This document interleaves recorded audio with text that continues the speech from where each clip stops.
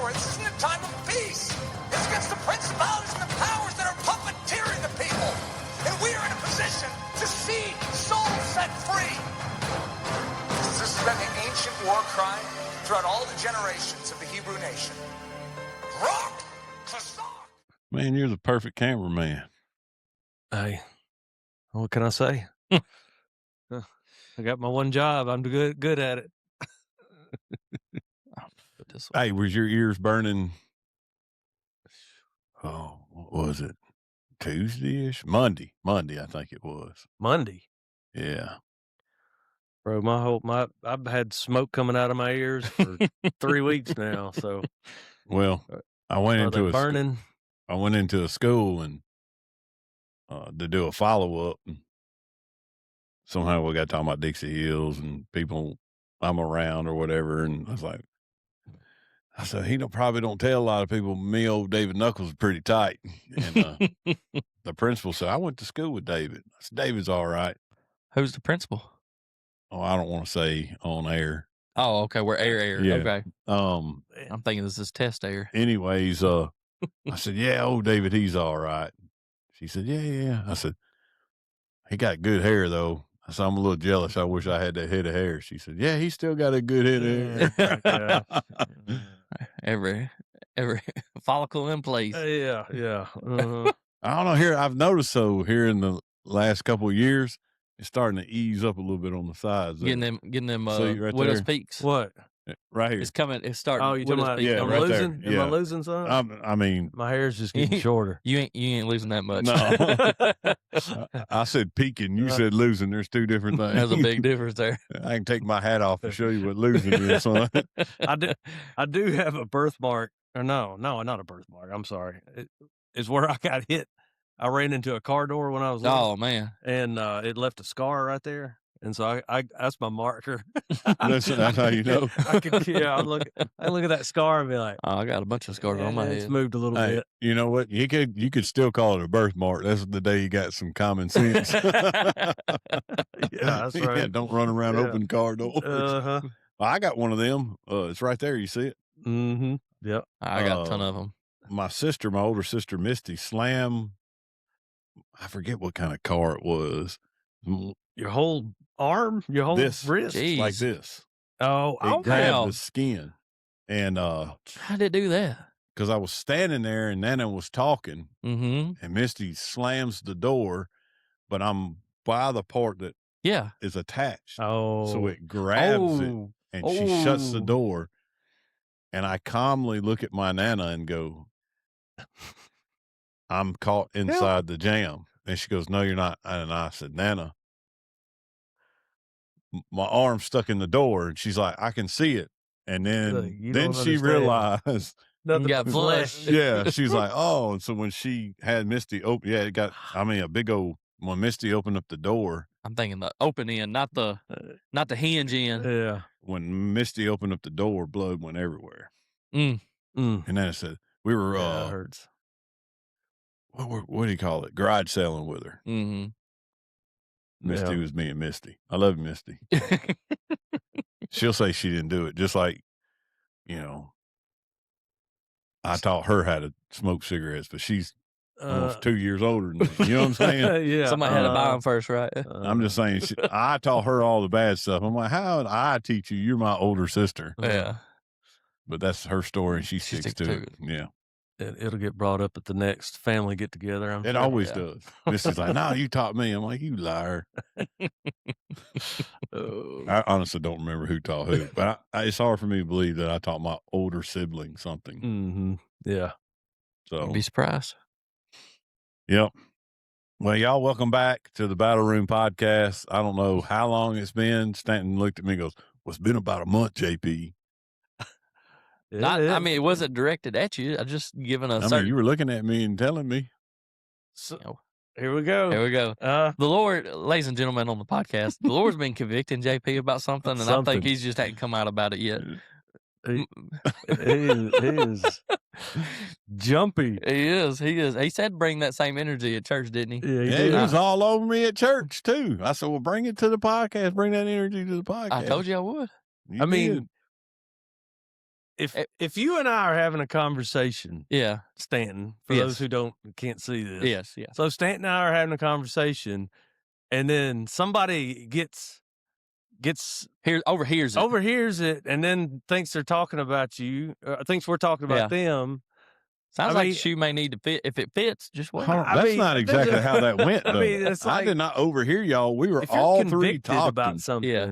Oh, Look, but did names get thrown out? Did we look directly at you? And yes, say, y'all did. nah.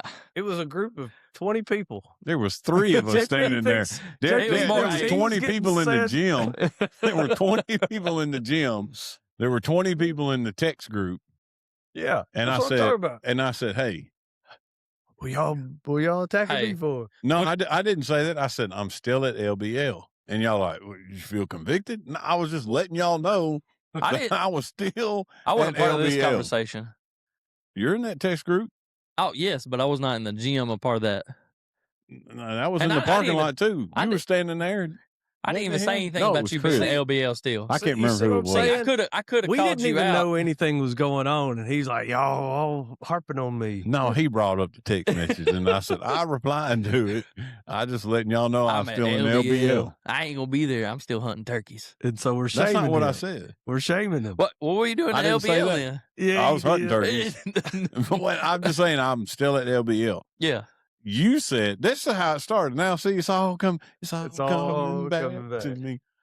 Stanton said, well, you said you was going to be there. I said, that's not, hold on. That's let me said. clarify. That was not in the messages. No, in the conversation we're talking having, about. Yes. And I said, in between his ears. No, you were standing right there.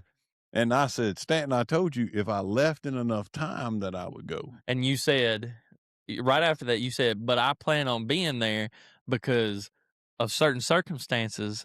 I feel like I need to be there. And I said, okay, I'll see you there then. And then we get a text. I'm still at LBL. The Lord had me in a situation. Okay, I hope the Lord used you where you were at. I hope He did. I actually had great conversations. Good. With the person I was with. You afraid to name just in case anybody gets convicted or anything? Here we go with the conviction. Anyways, y'all, welcome back. It's been a long time. Talking about legal conviction, not spiritual. Oh no, nobody killed a bird yesterday. That's so. Yeah, it did. We saw 2, but it was in an area that was not open at Campbell. Yeah. We saw a bunch of hens, but we saw 2 longbeards. Anyways, welcome back. It's been forever. It's probably after this going to be forever again because I'm going to be. Hopefully not. Out of pocket. He's and mad at us. He's going to be sick for a week and a half. No. I don't really have anything. All right. I was gone. Yeah. The first time I was gone. Nothing wrong with that. I was gone. I thought we were past this already. No, we're not. Yeah, we're going it. back over it. Yes, we are. I'll be in town. Is that dead dog? Dead horse. Where it's called? It's horse. I'm not beating it. I'm laying out the schedule here. Okay, go ahead. Sorry. I'll be in town until sometime in May. I'm hoping in the beginning of May. Mm-hmm. We're going to go back to Campbell. There'll be a big group of us then. So I'll be in town for that and I'll let y'all know, hey, this is the weekend we're going to Campbell. And then I'll be in town until May 29th. Yep. And then I'll be out of town for several days till about the 4th or 5th of June. Okay. So there you go. Great. We'll work off that. Who's next episode? It's actually you. Yes, it is me. Yeah. So well, technically, yes. It's up to you. It's anyhow. me and Caleb. Yeah. Yeah, he's been sweating it a little bit. Yeah, he needs to. All right. So anything new between now and the last episode that you want to air on the podcast? Besides giving me a hard time. Yeah, no, I mean, no, I hadn't had anything worth mentioning. It's just been wild and crazy at work. And life's just been busy, but it hadn't everybody. That's what we all say, right? So yeah, I don't have anything. Turkey season, opening morning, heard 3 gobbles. 2 out of the 3 died by the neighbors. I felt like I was hunting public land, but I was on private land. I swear one of them turkeys, somebody shot at the roost. I'm not going to say where I was hunting.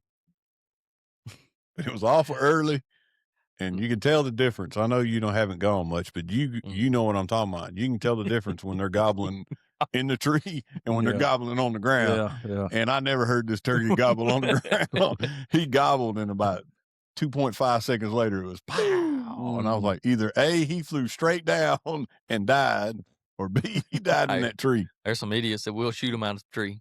I don't think it's illegal. I don't think, I mean, it might be. I've never shot one out of a tree. If there's a green jeans that watches this, you might want to clarify for us, is it illegal to shoot a turkey out of the roost? Oh, by the way, someone said we're going to get in trouble because you said it was you could legally shoot a bearded hen and you cannot. I found that out. Yeah. Yeah. Remember, it used to be, I'm pretty sure it was legal. Now it's not. I forgot what I was looking at, but I was looking something up. Oh, somebody texted me. Oh, It said, they're going to get people in trouble.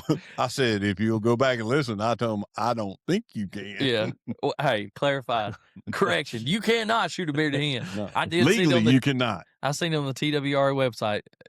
I don't know, a couple weeks ago. I was searching for something and found it. And I was like, yeah, legally you cannot. It's interesting. So, what was it? Tuesday, I got turkeys on camera. Or no, Wednesday. It was Wednesday. So I walk in Wednesday night to church. David said, "What are you doing?" I said, "I'm looking for Daniel." He said, "Why?" I said, "I got turkeys on camera. I'm taking off tomorrow." He's like, "The separation between church and state, JP." I'm like, I'm taking off. So I was honest with him. I said, "Hey, man, I finally got turkeys back on camera." He said, "You want tomorrow off?" I said, "Yes, sir, I do." He said, "That's fine. It's your time." Didn't show up. He gobbled. He was, I was calling to him. He's gobbling. I'd wait. He gobbled he gobbled all up till about 9:30 in the morning. And from 6:30 to 9:30, I did very little calling to him, but I called to him, and every time he would respond to me. And he was getting closer and closer. And Mason knew I had taken off, and he was like, "You see anything?" I think you even texted me. And I was like, "No, man, he's gobbling." But he's like, "At you?" And I said, "Yeah." He said, "Oh." I said, "But he's shut up. He's been quiet for about 30 minutes. He said, he's either henned up or he's headed your way." And about that time, I hear some putting. I'm like, I'm not moving. Nothing can see me. And I start seeing hens' heads. Like I was sitting on, there's kind of a small, I'm going to call it a ridge, but it ain't like the ridges I was doing this weekend. Yeah. A rise. There you go, a rise. Yeah. Well, I was midways on the other side of the rise, and they were midways on the opposite side. Right. And they'd come up and down because I could turn my head, or my eyes a little bit, and I could see them, see their heads, They're flopping their wings and stuff and scratching around. But that one hen, man, she was just putting the whole time, but she wasn't acting alert. She'd look up, but she was putting like something in there she didn't like. Yeah. And I thought, oh man, they're going to bring that Tom right by me. I'm like, yeah, it's about to go down. So I'm sitting there and I'm watching them come through the woods, and they're coming to the left of me.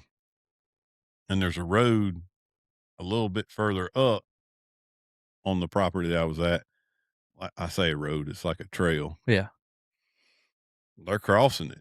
And I'm waiting. I'm waiting for no Longbeard to come through. He never came through. I sat there for another, I don't know. I sat there until it started pouring down rain. Then when I walked out and got to the house where my truck was parked, it wasn't raining there. I turned back and looked, it's raining all in the woods.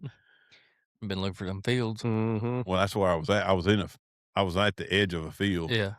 And anyways, but I went to LBL in Campbell this weekend, and never hunted for turkeys on public land. That's a different ball game. I enjoyed it. It was fun, but it was raining, windy. Yeah, it was a bad day. And then we went to Campbell just to look, when the only birds we saw at Campbell were training areas that weren't open for right turkey hunting. So other than that, I can't think of anything. That's all you can think about right now. Turkey hunting. It ain't been a full month. We did an episode right before my birthday.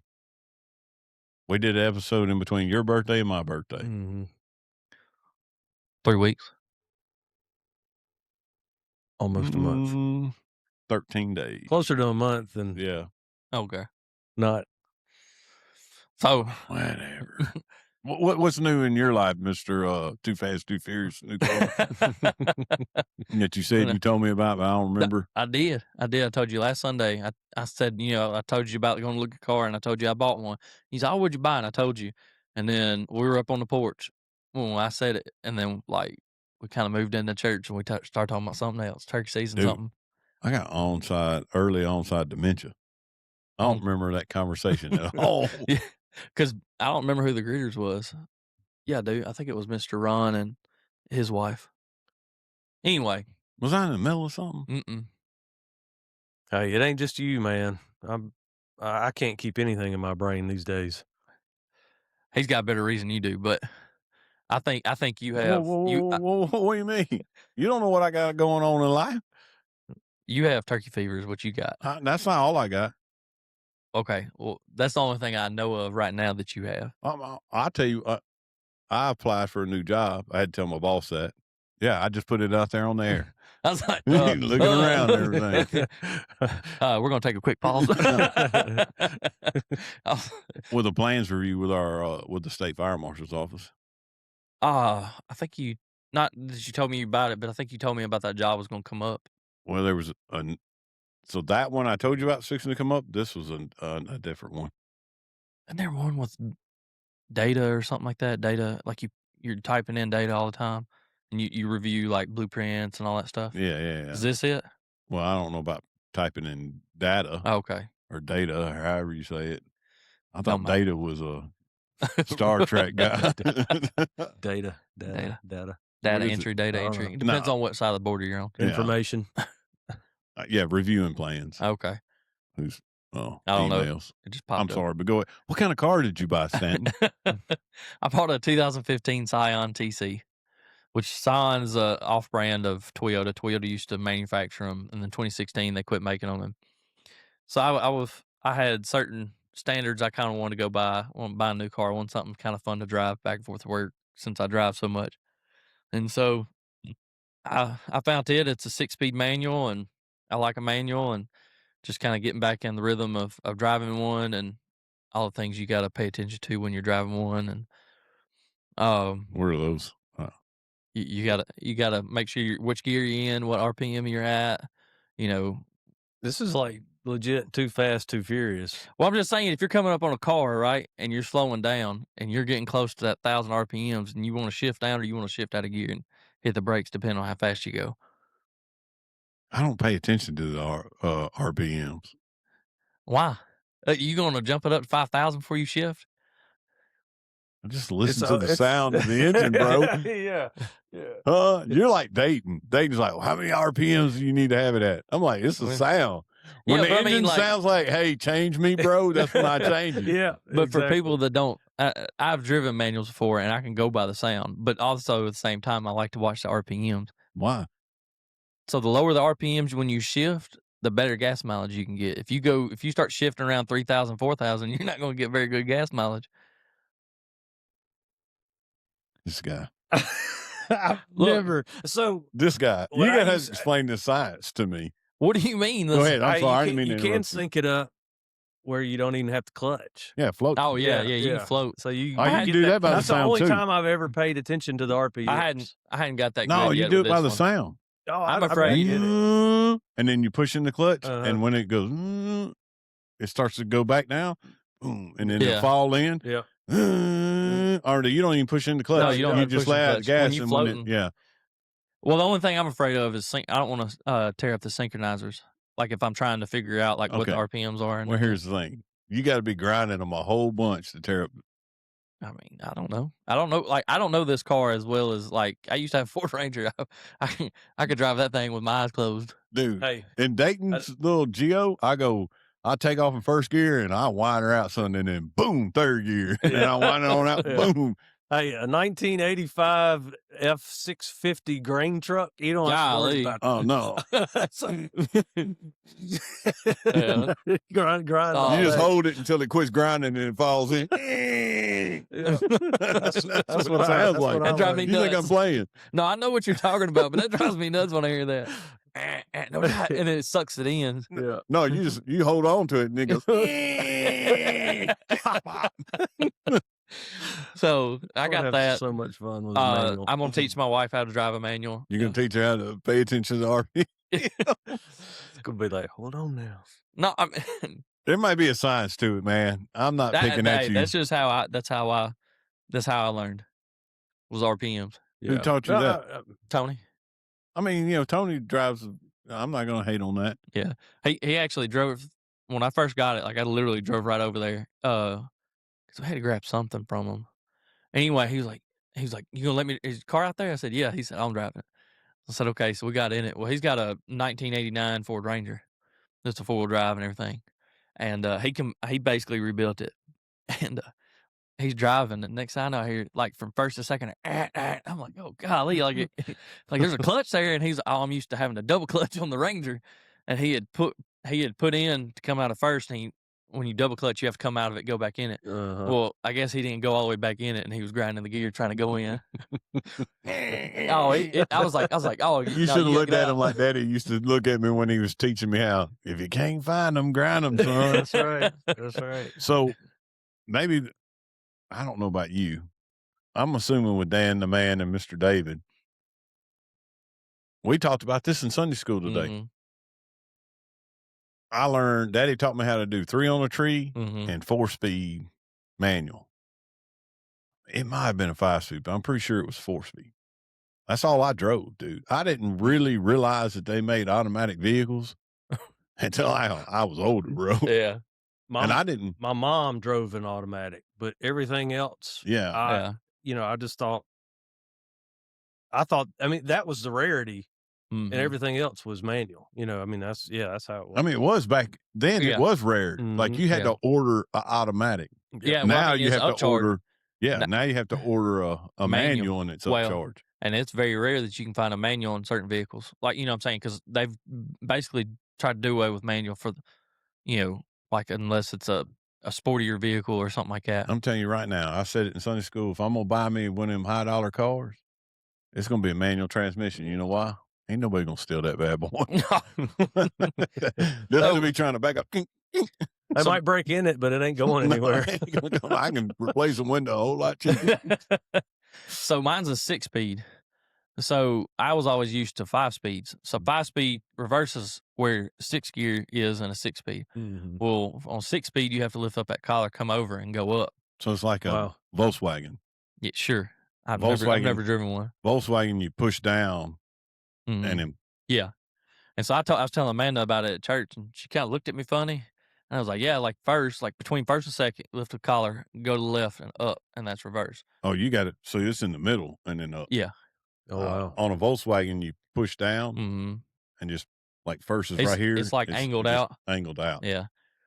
So I'd driven a car like a Mustangs. They're 6 speeds. They're that way, and I found that out through them, like doing a test drive years ago.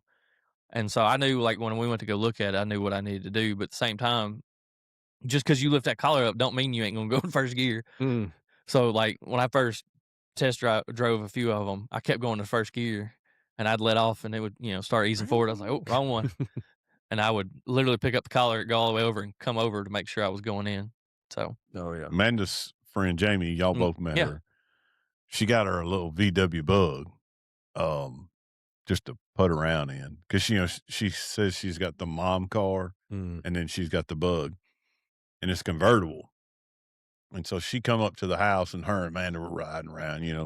Two was it a seasoned diesel? ladies? Yeah, right. With the top. Was down. Is that a diesel or was it a?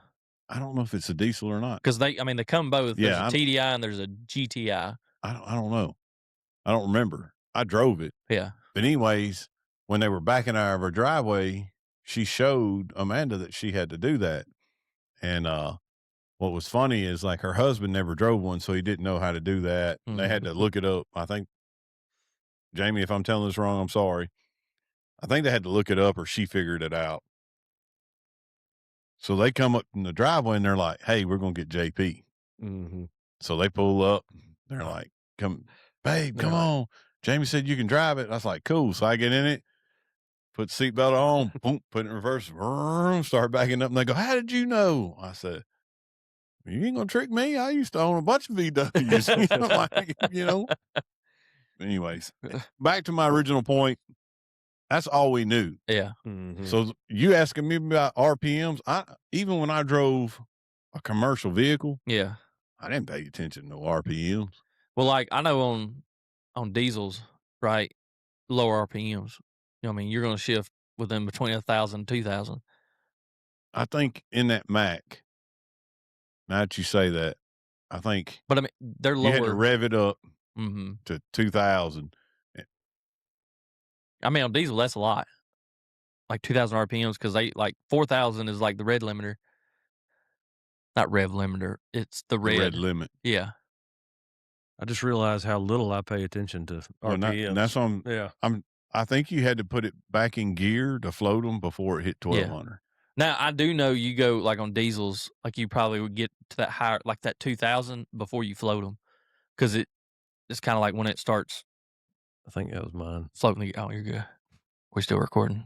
Yeah. I just want to make sure. Man, I can't see nothing. I've been waiting on them. Yeah, we are. Okay. We are. I've been waiting on them.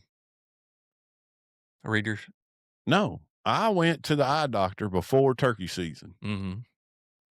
Thursday, the Thursday before turkey season opened. I said, hey, I need some new contacts. I try to go here in town. Anyways, you can't get in there unless you're the president of the United States.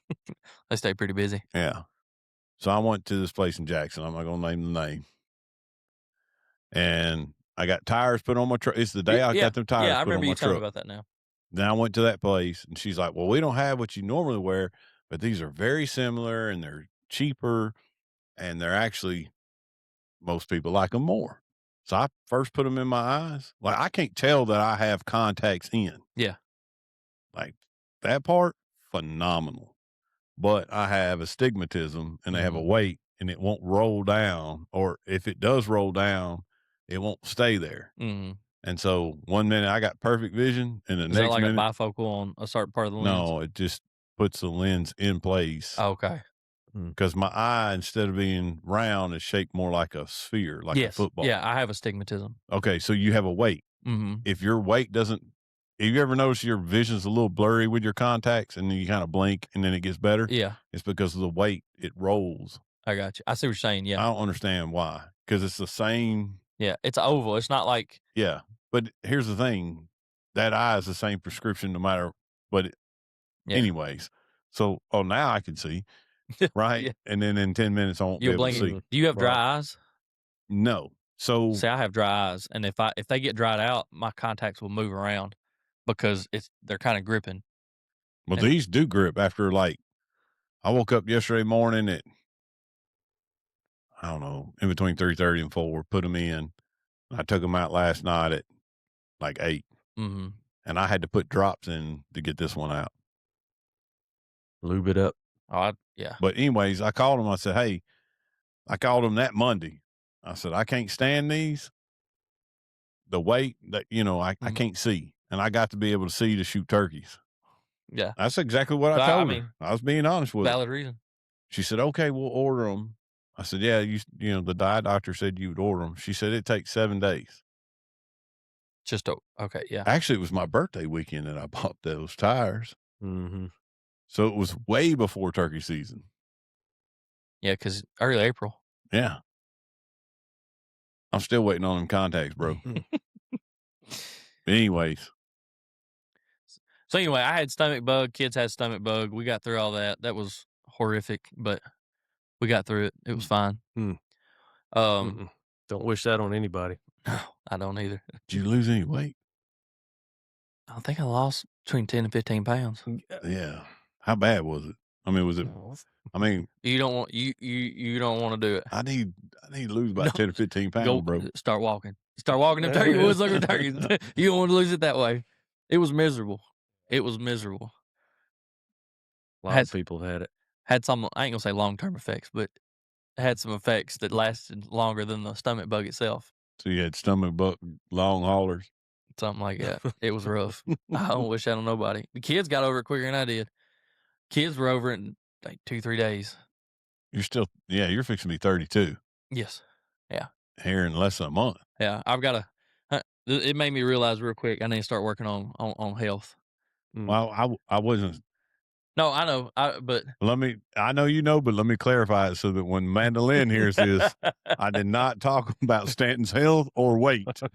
What I said was, you're 31, fixing to be 32. Mm-hmm. You're starting to get pretty close to that age where it's going to take longer to get over stuff. Mm-hmm. Yeah, it was miserable. I was like, no, we ain't doing this. So, and I was like, all right, what's the best way? And they were like, you just got to drink fluids. Yeah, it took a whole lot longer than I expected. It took the whole weekend, basically, Thursday through Sunday. Yeah, Sunday night he's at church. I'm like, feel better? Trying to like stay away from people. No, I was like, and he's like, oh, you afraid you're going to get sick, JP? Yeah, I was picking at you about that, but I'm like, you gotta get closer. Then I felt bad. Then I had to go over there and I'm like, hey, not breathing the same air. Yeah, Daniel was all hooked up on him. No, it wasn't Daniel. Who was it? Hickey? Chris, wasn't it? Or it might have been Matt. I can't remember which one it was. It was him. So, yeah, it's been a long, however many weeks it's been. 2 weeks, 3 weeks, whatever. Go on and say it's been a month. Just go ahead and judge you said me. 13 days. I was like 2 weeks. I'll try to be accurate. No, it's probably been more than that now I think about it. Yeah. So David was correct. It's closer to a month, but not. It's between 2 weeks and a month. We'll just go that route. I mean, no, it don't matter. It really don't. What you got for us today? All right. So I told on the last podcast, y'all asked me the topic. I said it was going to be on gossip. I saw a video and it basically kicked me in the teeth. And I was like, well, I guess we need to talk about this. And then y'all were gossiping about me last night. No. I talked about you one time. One time. Okay. Define but one time's not gossiping? No, I said he's still at LBL turkey hunting. And that's all I said. Is that gossiping? I don't know. It depends on what the other person said. He's okay. That's all he said. We weren't tearing your character down. Well, before we get into the gossiping, you want to pray? Yeah. Thank you. You're welcome. All right. Dear Heavenly Father, Lord, we just pray, Lord, that through this discussion, Father, Lord, that your word would be glorified. Lord, that you would be glorified. Lord, we ask that through this discussion, we would learn more about you and your word. And Lord, your definition of gossip. And Lord, convict us where we are failing you in our speech, Father. And Lord, we pray all this in your Son's name, Jesus' name. Amen. Amen. So I watched this video and it basically was talking about gossip. And it said that when you are gossiping, you're tearing down somebody's character so that the other person sees them as you see them. Like you're trying to distort the other person's view about them like you do. And I was like, to the person you're talking to. Yes, to. Like you're trying to convince them with your speech that what you view of them is the correct way to view them type thing. So for an example. Go ahead, JP. You got an example? Yeah. Where's JP tonight? Was that tearing down character? I don't know. I'm asking. No, now hold on. Know JP, he's up there chasing that feather bird. And I said he's still turkey hunting. Is that a negative thing? Yeah, because I didn't get a bird. JP thinks we talk about him way more than we really do. Yeah. But I was right. I said, did you say anything about me? You said one thing. One thing. I said, yeah, JP's still at LBL turkey hunting. He said, oh, yeah. And we went on about our afternoon. There you go. That's not gossip. No. He said, oh, yeah. Gossip. He didn't roll his eyes, nothing. You sure you didn't? I'm positive. I remember. I'm telling you. So. But, do you honestly, I'm asking, I was just using it as a fun example. Yes. But can gossip be something where you're not really Yes. tearing their character down? Well, okay, so we'll get into that. Okay, thank you. Because that's one of the points. So, what is gossip really? As first segment, whatever point. Okay. So, Proverbs 16:28 says, I find out I'm on the wrong page. Worry about where JP was last night. You can't get to the. That was gossip. Where's your Bible, JP? No, he's right here in front of us. It can't be gossip. Yeah, when you say it to his face, it's not gossip. Yeah. All right. A contrary person spreads conflict, and a gossip separates close friends. So in this, like, let's see, gossip isn't always false. It's often true. So just because it's a fact doesn't necessarily mean that it's still not gossip. Yeah, but it's often true information shared the wrong way. Yeah, that's what I was gonna say. Like, what's the motive? What's the point? Yeah. Of saying it? What's the motive? Where's your heart at with it? Where's your heart at? Where's JP at? He's telling them darn turkey wood. Yeah. You know JP. You know JP. He'd rather turkey hunt than serve the Lord. And serve the Lord's work. I didn't even go to the men's breakfast yesterday. I was waiting on text messages from that. No, I didn't make it either. Taylor, not from you. Why? He automatically assumes that I mean him. Because the last time men's breakfast and you didn't show up and he texted. Oh, and it was hunting season 2. No. It was hunting season 2. Not the last time. One time I said that. And now that was the last time. And now every time. No, that was the last time because the last couple of men's breakfasts he hasn't gone to. Yeah, he's been traveling for work. He's been traveling. So, okay. So is that, I mean, is it gossip to be just I think it depends. Two people talking about where another guy is. I don't think y'all were. Y'all talking last night about where I was. I was playful. I was being playful. I don't think it's gossiping. Yeah. But let's say, where's JP? Well, you know. Okay. Hold on. I'll give you an example. I can tell you where he's not. Yeah. Yeah. Let me give you an example. He's not walking real close to the Lord right now. Let's say I'm a third party. I'm not as close to JP as we are or whatever. And I come up to Amanda and I'm like, hey, Amanda, where's JP at? Like, genuinely concerned at the time. And she's like, JP, he's out there in them turkey woods with them heathens or whatever. And then I go to another person who's like, man, I was wondering where JP was. Nah, he's out there in them turkey woods. Might be a fact, but why am I spreading it? Why am I going and saying it? Does that make sense? Where's my motive behind it? Now, me and him both knew where you were at. Yeah, and who, who I was with. I'm just giving a. And I was not with heathens. No, right. You were good people. But yes, I'm trying to make a point. Yes, and we're not getting there. David. Yes, we really need to pray for Stanton. Because he's really going through it. Really? Yeah. We need to he's having a hard time, David, because he made a decision he shouldn't have, and now things are. Yeah. So it's a. It is masked. It's masked with good intentions. Yeah. But you're spreading it, right. So down below it says processing versus spreading. So yeah, like you may cover it up with good intentions, but you're trying to spread instead of like David knows something's up, but you know what's going on, and you're trying to tell David like, hey David, like, you need to be praying over Stanton because blah blah blah. You there's a way of doing it not to spread it. Does that make sense? Yeah, but I feel like we can't use each other as an example though, because here's the thing: you can't use Michael like you go to Michael or Peef or Stanton or Chris, right, and be like, "Hey, I'm worried about JP." Yeah. Well, why? X, Y, Z. Yeah, it's not the same, right? Because we all have an understanding. It'd be like, okay. Yeah, because he's legit. Yeah. Yeah. Let me give an example. So you just gave an example of actually seeking help. Like if I'm genuinely concerned about you, I go talk to Nathan, Peef, whoever. You mean like when Nathan went to all of y'all and said, hey. He was seeking help. He wasn't trying to stir drama. Right. He's like, hey, there's something wrong with JP. Let's say I was like, man, JP's got some things going on in his life. Let me go talk to Brother Jimmy about this. And I go tell Brother Jimmy, not that I can't go talk to Brother Jimmy, but where's my heart behind it? Am I going to try to stir the drama to cause you grief? Right. That would be gossiping. To deflate my character. Yes. Yes. What did you use the word earlier? To attack? What'd you say? Tear down? Yeah. Someone's character? Tear down someone's character. Yeah. Yeah. And so, yes.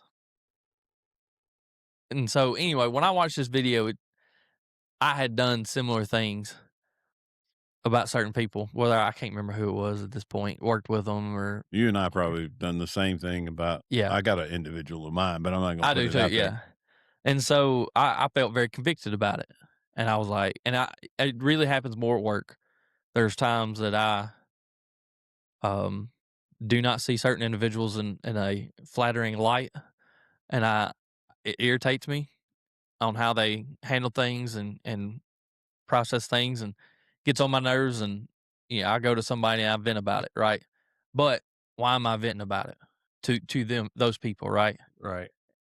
I'm causing them. I'm stirring that drama. I am tearing down that person's character because they're irritating me. Doing something that you don't believe they should be doing. Which, okay. So Scripture calls that backbiting. Okay. I was going to look it up, and I couldn't remember where Psalms, where you were in Psalms. I know you've heard that, where it's talking about backbiting. Make sure it's not the next verse I got. Yeah, I'm probably, I don't know.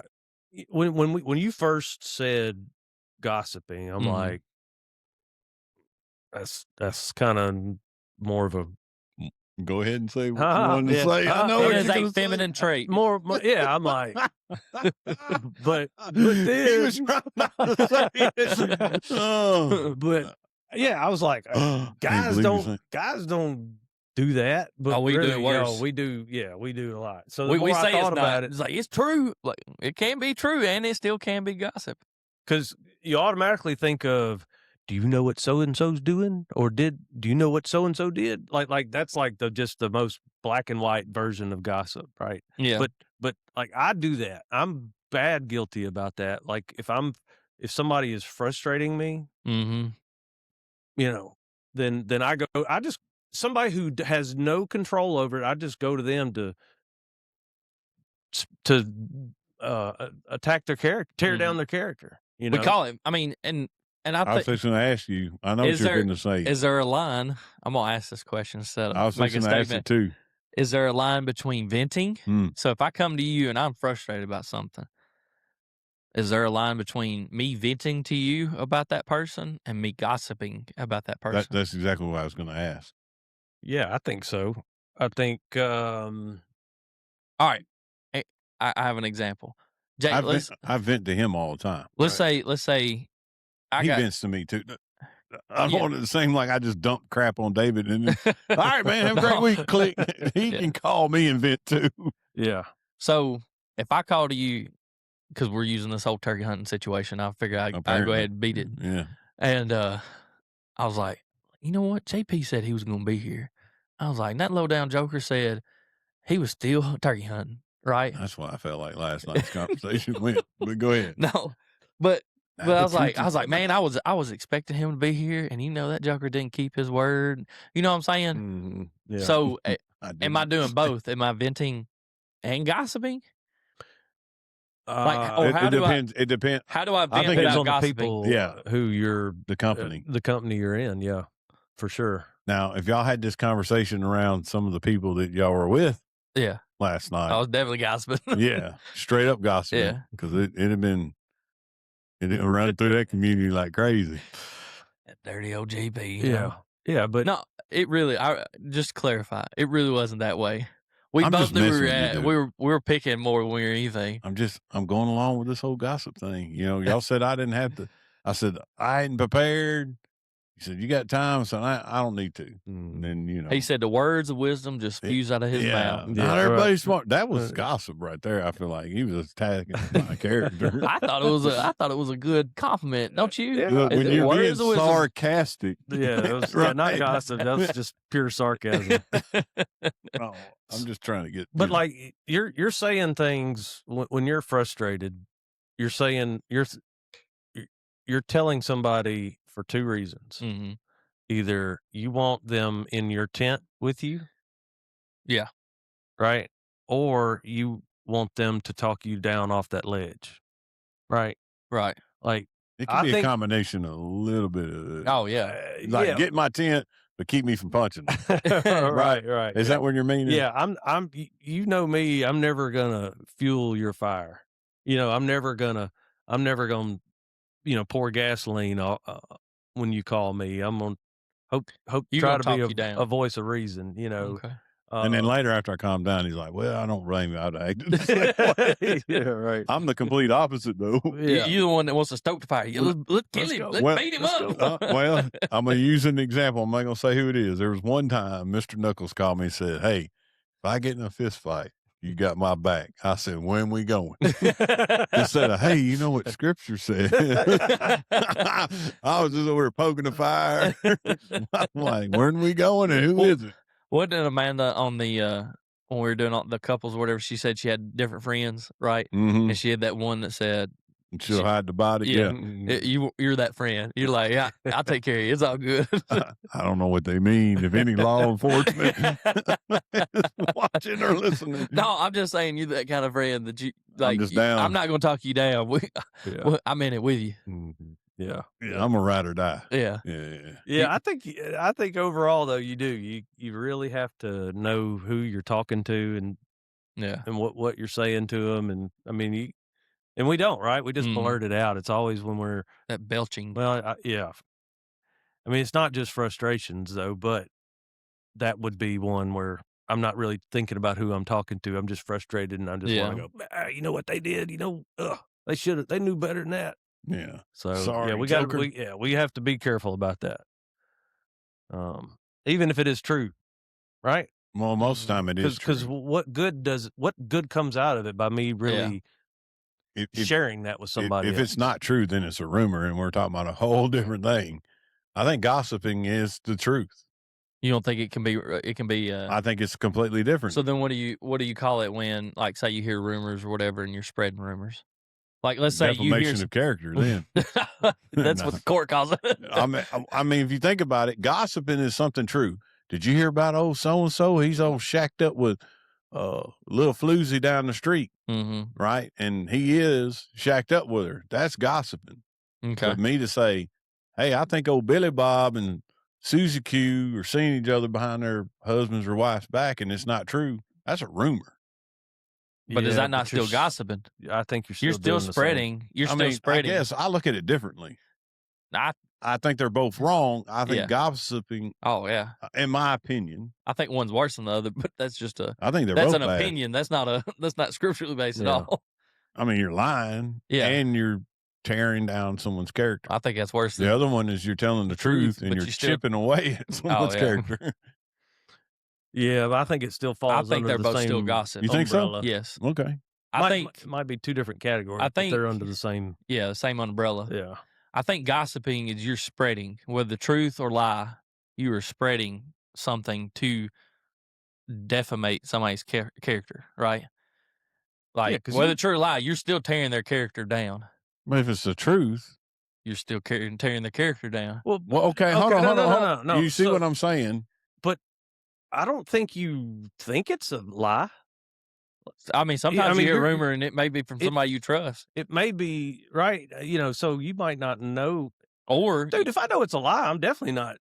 I'm like, hey, I'm not. Yeah, but that's us. But I mean, if somebody was like, then I would be like, oh my gosh, that you would feel more inclined to tell somebody than just a flat out lie, unless you just.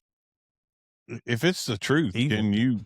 Right. There's some people out there. There are some. Yeah. If it's the truth. Go to middle school. Right. Yeah. You don't have to do that, dude. Grown-ups do it. Oh, yeah. So, this is a legit question. Okay. We're going to have some David Knuckles wisdom on this one. I didn't mean that ugly. I mean, if it's the truth, if you say something about me like, hey, JP is having an affair on Amanda, which I am not. I'm saying, if you were to say that and it was the truth, are you really tearing my character apart? Because I've already torn it apart from doing that action. Well, I think it goes back to your heart. Like if I'm doing it to spread it to cause you harm, then yes. You're not tearing a character up that I've already exploded. I mean, I agree, but also, what is my intentions? Like, Lord doesn't look at what you do as much as He looks at why you're doing it, right? I mean, I get. You're Do you see talking what I'm about saying? you're talking about if you had done something like that and me and Stanton are talking about it. Like and there's a group of people around. Yeah, like I was like, did y'all hear about JP sleeping with that woman over there? I mean, are you tearing my character apart? Because my character my integrity is out the window at that point. All right. This may not. I'm trying to figure out how to. That's a legit question. Okay. Can you be prosecuted if somebody's already dead and you go chop that head off because you can't stand them and you didn't know they were dead? You can still be prosecuted, right? Yeah, even if I know they're dead. Right. Now you're what is it called? Something with a corpse. Yeah, I forgot what it's called. It's It's a for one. It's a criminal offense to it's felony. I think. deface a corpse, or I forget how it's worded. I forgot how it's worded, but it's the intention, right? That's what they go for. Like if you're going to they can't get you on murder because the person was already dead, so they get you with defamation of a corpse or whatever it's called, whatever the charge is. But intention, okay, same thing. You may have already blown up your character. I've already may have killed my character. Yes, but my heart, my intention in doing so. If I'm doing it in a group, and this is not a hey brother, we need to go get up beside JP. We need to tell him he's wrong.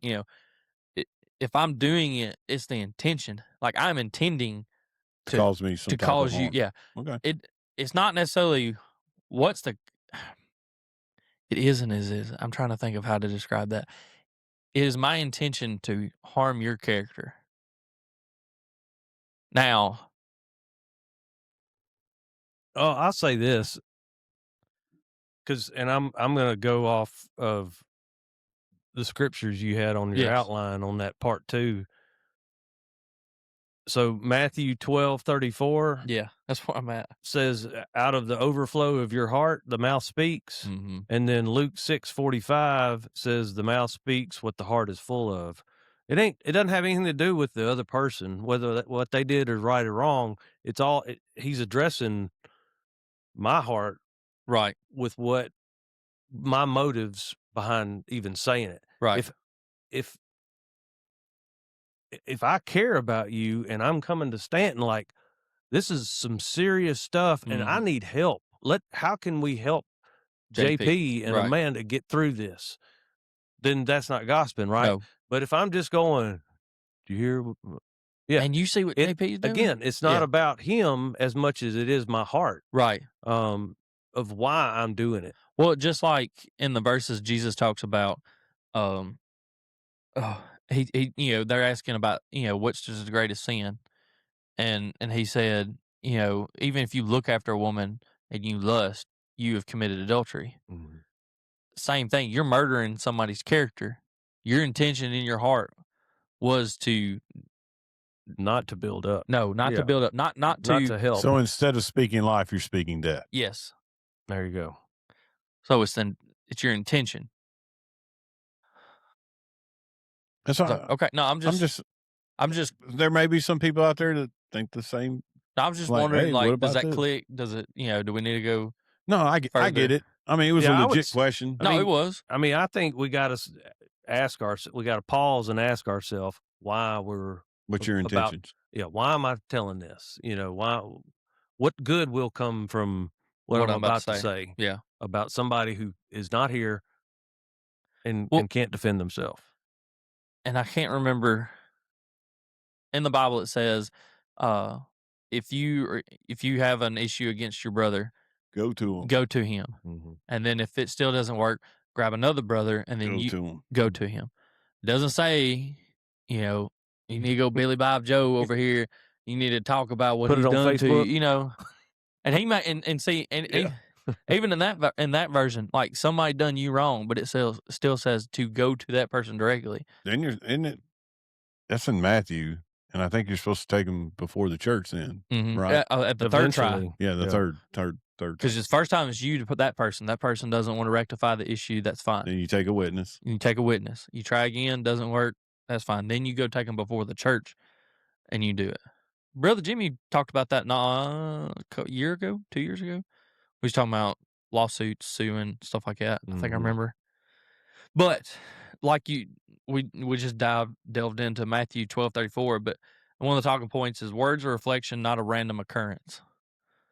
And it says gossip can come from insecurity, pride, jealousy, Most of it's jealousy. and boredom. I don't see how we can be bored in life, though. I mean, I get what you're saying. Yeah. Yes. Well, I say that. I mean, how many I times say you've been that sitting now. around somebody that you know, but you don't know, like you don't see them on a regular occurrence, and You just don't have a lot to talk about. and then you throw something up you throw noodles at the wall till they stick. And you have a conversation about something. Yeah, but it's not gossiping. It'd be like fishing, nope. Well, Hunting, nope. I mean, there's some people that, but they do now, that. That's now that you their- say yeah. boredom, how many people do we know that don't have daytime jobs? Whether it be a stay-at-home mother who takes care of the home and children, Mhm. or work outside the home. Mhm. And I'm just saying, I'm just using that as an example. It could be I know some stay-at-home dads. I don't know any stay home dads. I do, but my thing is if you don't have something to keep you productively busy, Yeah. Yeah. You're gonna focus. What is it? like Lonely Old Housewives, or Yeah. you know what I'm saying, Mhm. What is the word says? Idle hands are the Devil's Playground, devil's playground. or either like Lonely Old Housewives, or Mhm. or them old men that Go play cards down at the local cards, diner or something. or down there drinking coffee at the Yeah. local diner, or hanging out at the local feed store. Yeah. Yeah. I mean, I can see that. You're just killing time, awkward silence, not really sure what to say. So it's easy to talk about other people. Yeah. I mean, Well, it and is, but it kind of goes back to that pride, insecurity, or jealousy. well, I think the insecurity thing probably is bigger than we realize. Yeah. Like, because that would be, or am I saying this right? Like, that would be, I am bringing up someone else's flaws to Yeah. make myself look better. Well, Because you're insecure about yourself. So I'm gonna tell Is you, that how many that makes times sense. have Yeah. you seen somebody and they're like, somebody went and bought a new boat, whatever reason. And you're like, man, it must be nice. Is that gossiping now? Because if so, you gossip about my truck a lot. You got a pretty truck. No, but I'm Well, saying, but hold on, but yeah, where's but- the conversation going? If I'm saying, man, it must be nice, got all that money, nice new boat, like, what I'm saying? I don't know. Yeah, if that's but you necessary. ever seen him and his wife together? No. Okay, know, that, yeah, right. but I'm see, saying, like, when I say that, well, it's I'm not not tearing saying somebody's. you're We got picking. friends. You're I'm picking. and most time that person's there. Well, but I'm it saying, must be nice to be able to go and shoot all right, let me turkeys in every go. every state of the country. David and them have a river place, right? And they got a new boat. Their old boat tore up. I don't know that. Whatever. But I'm making up a. I'm not a river house guy, so I wouldn't be like, man, that I must do be like nice. I do like the river. I don't know if I'd want a river house, but I do like the river. Ain't nothing but work. Yeah, but let's say they got a new boat. I'm like, man, I'm telling you this. I'm not going. He's not around. I'm not picking. Man, it must be nice having all that money, go buy a new boat and blah blah. And then you keep on, and you just start tearing that person down. And it's like, oh, they, how'd they get that money? Blah blah. They broke this, that, and other. I mean, yeah, but David's not weak. He's got 90 cents of every dollar. That's what Brian Pieper says. That's tearing me down, right? I'm not saying he's a frugal. smart man. Yeah. See, I'm building your character. I knew that was coming too. But I'm just saying, like, that's just according to Brian Pieper. Yeah. But yeah, right. Thank you, Brian Pieper. I'll live with that for the rest of my life. I don't care how financially irresponsible I am. This dude will be broke living in a cardboard box, and we're like, he got every 90 cents of every dollar. You know what? He's living that way because he won't buy anything else. He's living that way so he can retire in 2 years. He been that guy. You got $1. I say if you make unwise choice, I think everybody's gonna be like, there's some wisdom in there somewhere. No, if he makes an unwise choice, I'm like, he's on drugs, y'all. We need to go get him. Like, something's going on. That must not be David. That's one of them deep fakes. Yeah. He's a clone. Clone David Knuckles. Sorry. Why is gossip a bigger deal than we think? man, because you're not only you hurting the person, You hurt you're your own hurting character. you're hurting and you're hurting the person that you're doing it to. Mm-hmm. James says that the tongue can set fires. Mhm. Where is it? It's James. Oh yeah. Oh man, I want to read it. I think it says something about hellfire, doesn't it? Good granny. Let me see. Yeah, I don't know. I mean, you're doing all kind of Mm-hmm. damage, man, and you're not edifying or building up anyone. Here we go, James. The tongue. You're Googling it, ain't you, David? Well, I'm on the Bible app. I do too. Can you type in tongue or something? It just brought up everything, mainly Proverbs. Oh, James.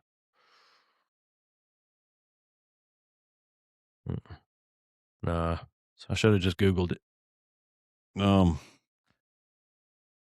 It's James 5, maybe.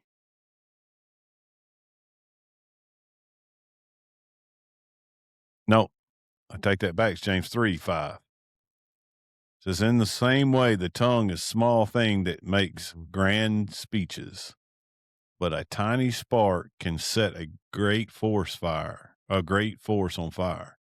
Among all the parts of the body, the tongue is a flame of fire.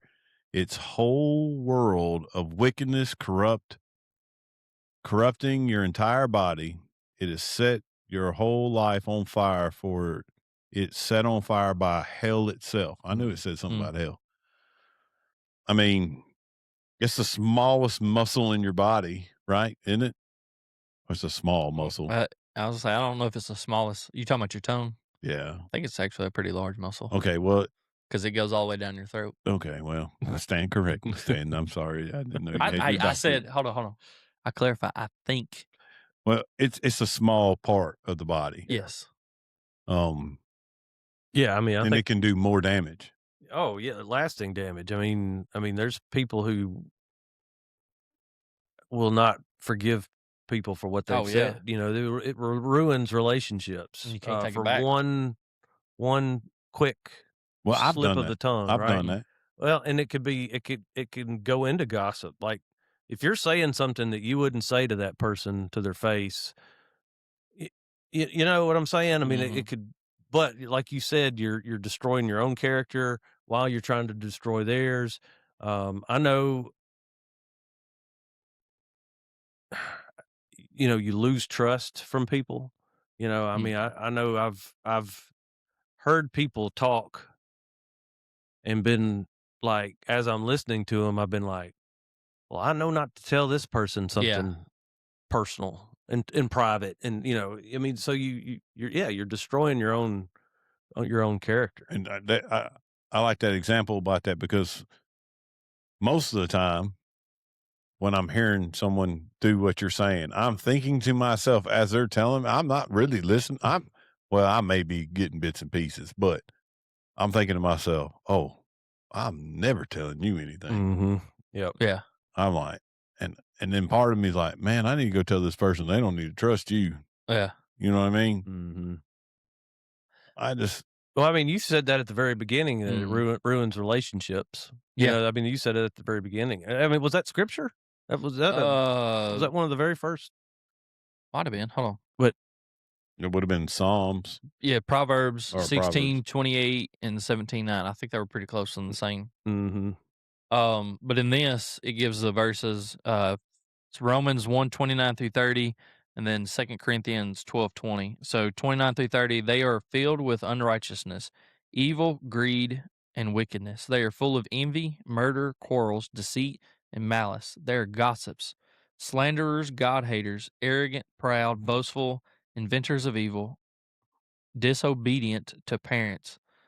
What does it say?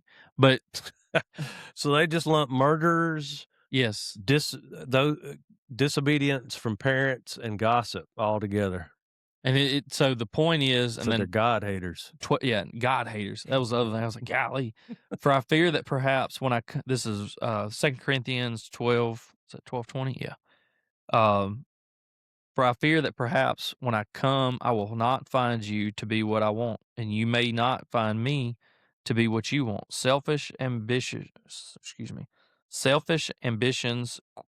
slander, gossip, arrogance, and disorder. And basically, the point was of the two verses is that gossip is not a minor issue. It is listed along grave sins like murder, Mm-hmm. murderer, slanderers, God haters. I think for anybody 17 and younger or children disobedient to parents, this is also on there. Yeah. Just saying, I know. I mean, that's it's a pretty big deal. But you'll have people shrug and go, "It ain't. Oh, it's blowing it Well, I out of didn't kill proportion." nobody. Well, I mean, you can kill people's character. I mean, and if you want to be honest, if you're a business owner, what do you go by? You know, what's your What currency? did you just read? I'm sorry. No, it's Romans chapter 1, 29 through 30, and then 2 Corinthians chapter 12 through Do you have 2 Timothy 3 through 5? 2 Timothy. It won't be the same as it may be. I don't know. Oh, you're talking about it just in the verses I have? But you can read it as well. I do not have it in my verses, but I can read it. You said 2 Timothy what now? 2 Timothy 3 through 5. I wonder if it's going to use this. 3 through 5. Yeah, this version right here, I'm not too sure. I've never heard of this version, so I don't want to read it. All right. 2 Timothy 3 through 5, or chapter 3, verses 3 through 5. Unloving, irreconcilable.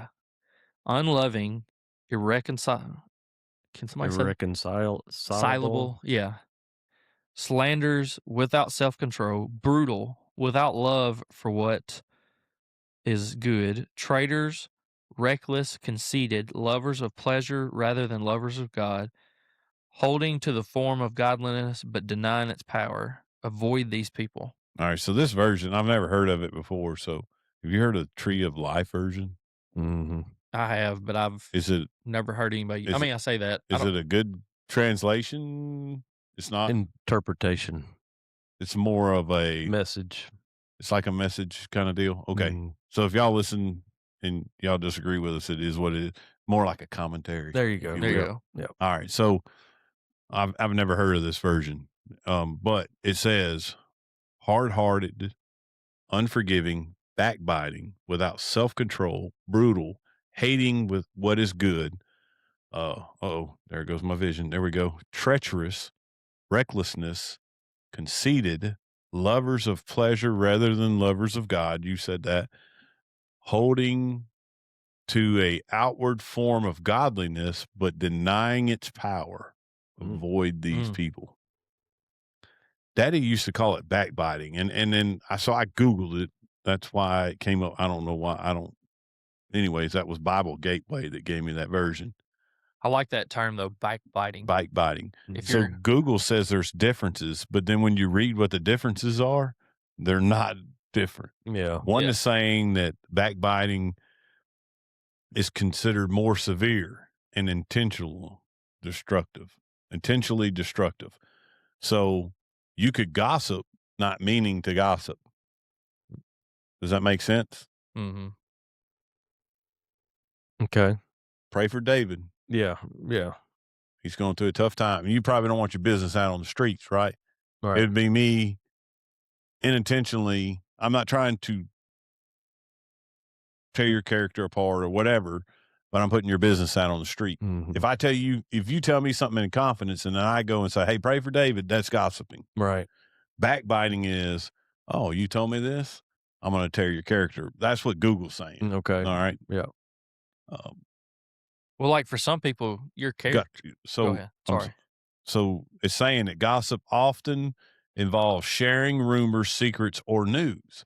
Backbiting focuses on sharing someone's faults, private matters, or unpleasant truths that the person would not want shared. So, yeah. So you could gossip and not be trying to tear someone's character down. Right. So I don't know if we ought to call this gossiping, because what really you're talking about is us backbiting. Mm-hmm. I think they can go hand in hand. They can. One is not meant to be malice. One is just neither are good. Right. One is you're telling someone's secrets that weren't necessarily need to be shared. Like Right. David comes to me and says, "Hey, you know what? I flipped my boss off behind the Zoom camera. He don't know it. Not that you did." And then I go, "Hey, in Connect class, I'm like, we need to pray for David Knuckles, man. He's struggling with his anger and he's flipping his boss off." Yeah. Right. That's gossiping. Right. Like you're not trying to be intentionally malice. I'm not being malice. Yeah. I'm worried about him, but he shared something with me in private. That you shared in public. Right. Yeah. Now, but if I go, man, y'all ain't gonna believe what David Knuckles did. That sorry Joker. Yeah. Hey, here he is. Y'all think he's perfect? Yeah. He's on this committee and he's feeding you on Wednesday, but he's flipping his boss off on Tuesdays and Thursdays. That's backbiting. Yeah. Or, man, I can't. You know what that sorry Joker did? He's trying to be the center of attention all the time. Yeah. And he's running around and doing this and doing that. And you'll never believe what he did now because he was just all over the place being himself. That's backbiting. That is. Or you won't believe what so-and-so did. She come into the church and she was just trying to be the center of attention and doing this and doing that and being loud and disruptive in this and disruptive in that. That's backbiting. Yep. You want to get? I'm glad we got this round table where he can't kick water because it's got that middle tube in the middle. Right. Yeah, no, you're 100% right. I mean, and my toes are hurting. Mine too. Yeah. And the only reason why I'm bringing that up is we were talking about gossiping, and then I just happened to Google it. Yeah. And what really you're talking about is backbiting. And how quickly can we go from gossiping to backbiting? 2.5 seconds, son. And we don't have to sit here and go, wait a minute, is this gossip, backbiting? Is this They're both bad. I think, as I say, right. It still all comes down to a heart issue. And I think we know. I don't think we have to sit here. Like we don't. Like no. When I gave the examples, the two examples, y'all were like, "Dang, JB, did you really have to do it?" But I picked my feet up off the floor while I was talking. Yeah. Right. So, so that brought, and I don't know, I was going to kind of jump. Go for it. Because I don't know, a word you said made me think of this.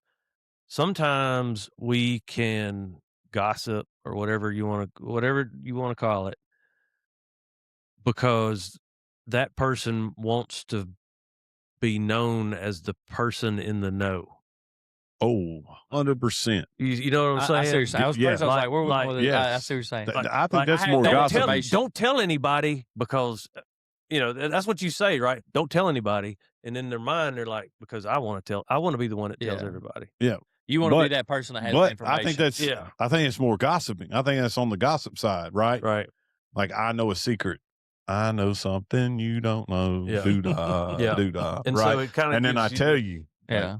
Superiority. Yeah. Well, how does JP always know this? Yeah. Because I'm better than you. That's right. That's right. Because I have a power.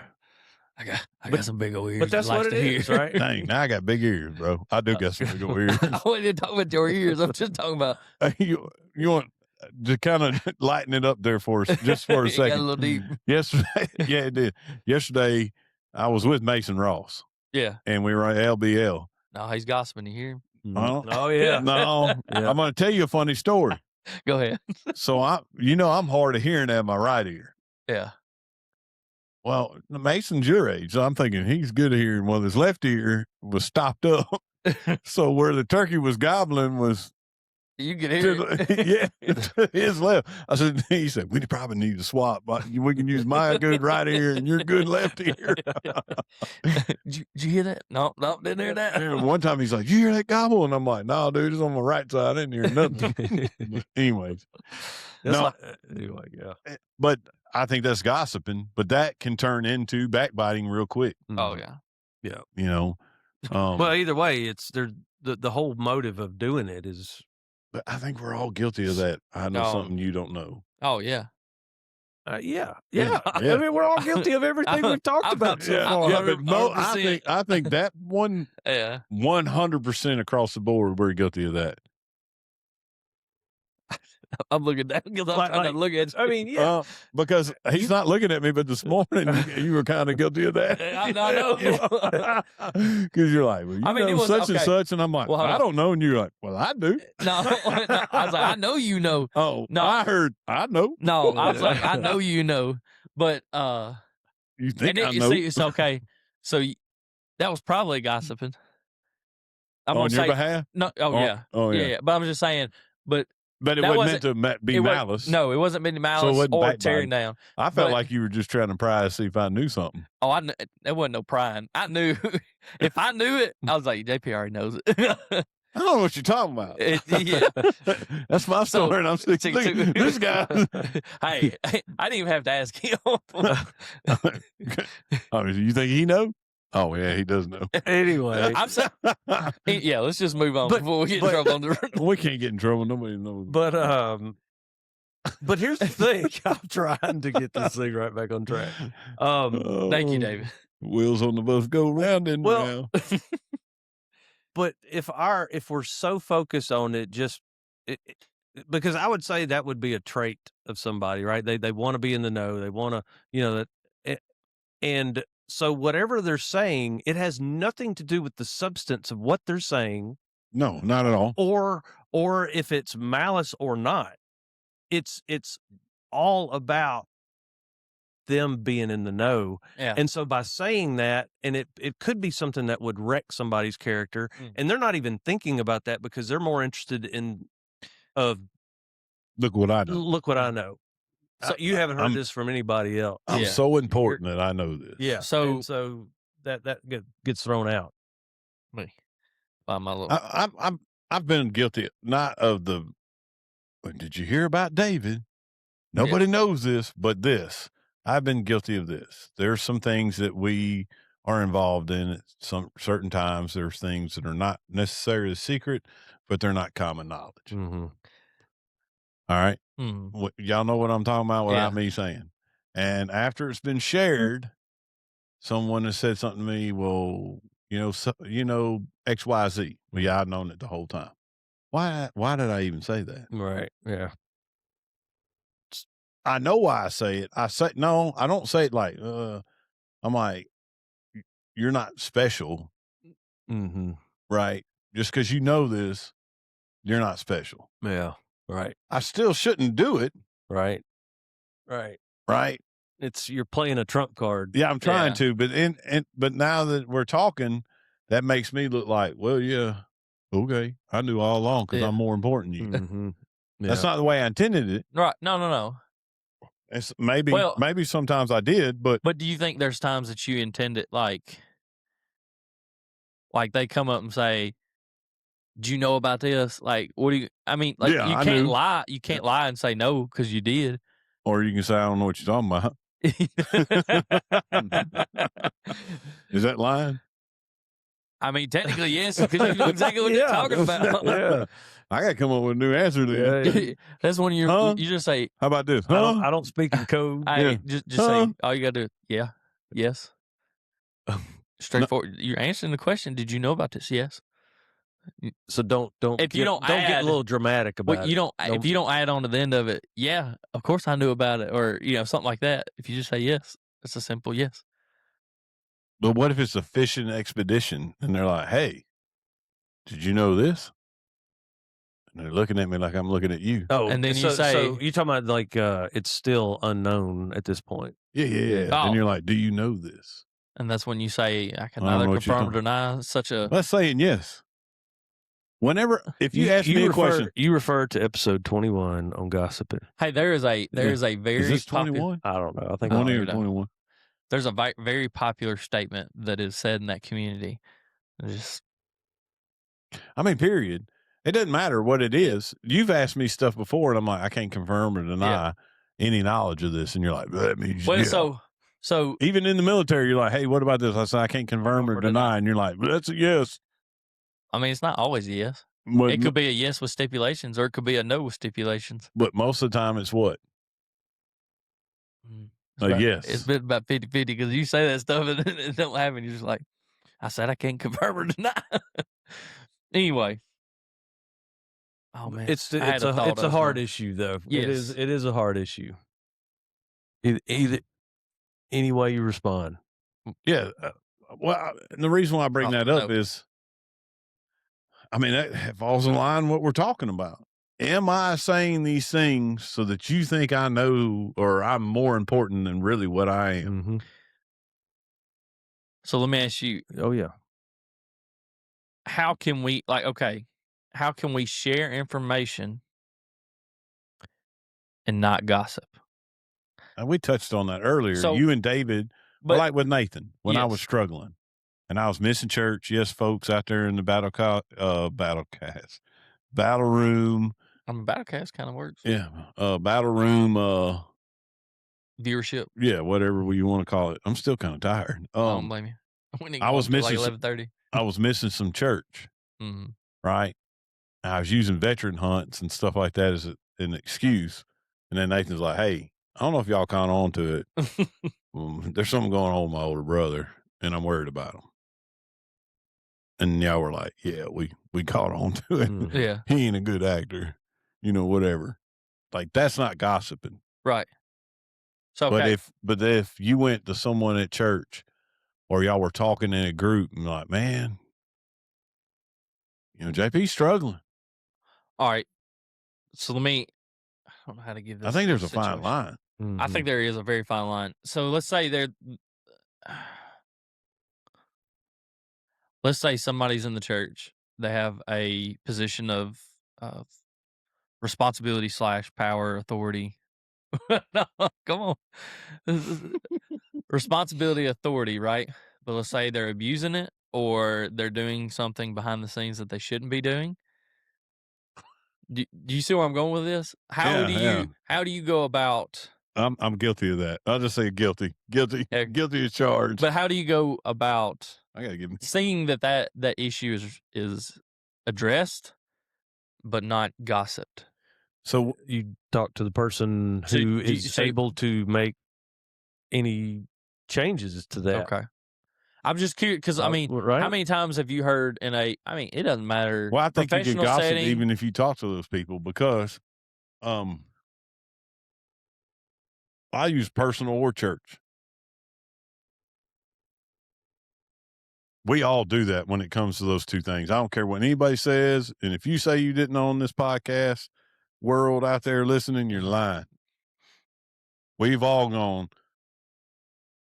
Not that we have an issue with Brother Jimmy. I'm going to use Brother Jimmy as an example. We do not have an issue with our pastor, Brother Jimmy. We love him. Yes. But pastors know this too. He said it this morning. No matter what, if you choose A, people should have, some other people have done B. And if you do B, people are going to say A. So when that happens, right, people in the congregation, not that it does happen at Dixie Hills, but it can. I mean, he even said it from the pulpit this morning. They're like, well, I don't agree with what Brother Jimmy did. He did this, and I think he should do this, and I think he should do that. And now I'm feeling bad that I'm using this as an example, but, X, Y, and Z, right? That's gossiping.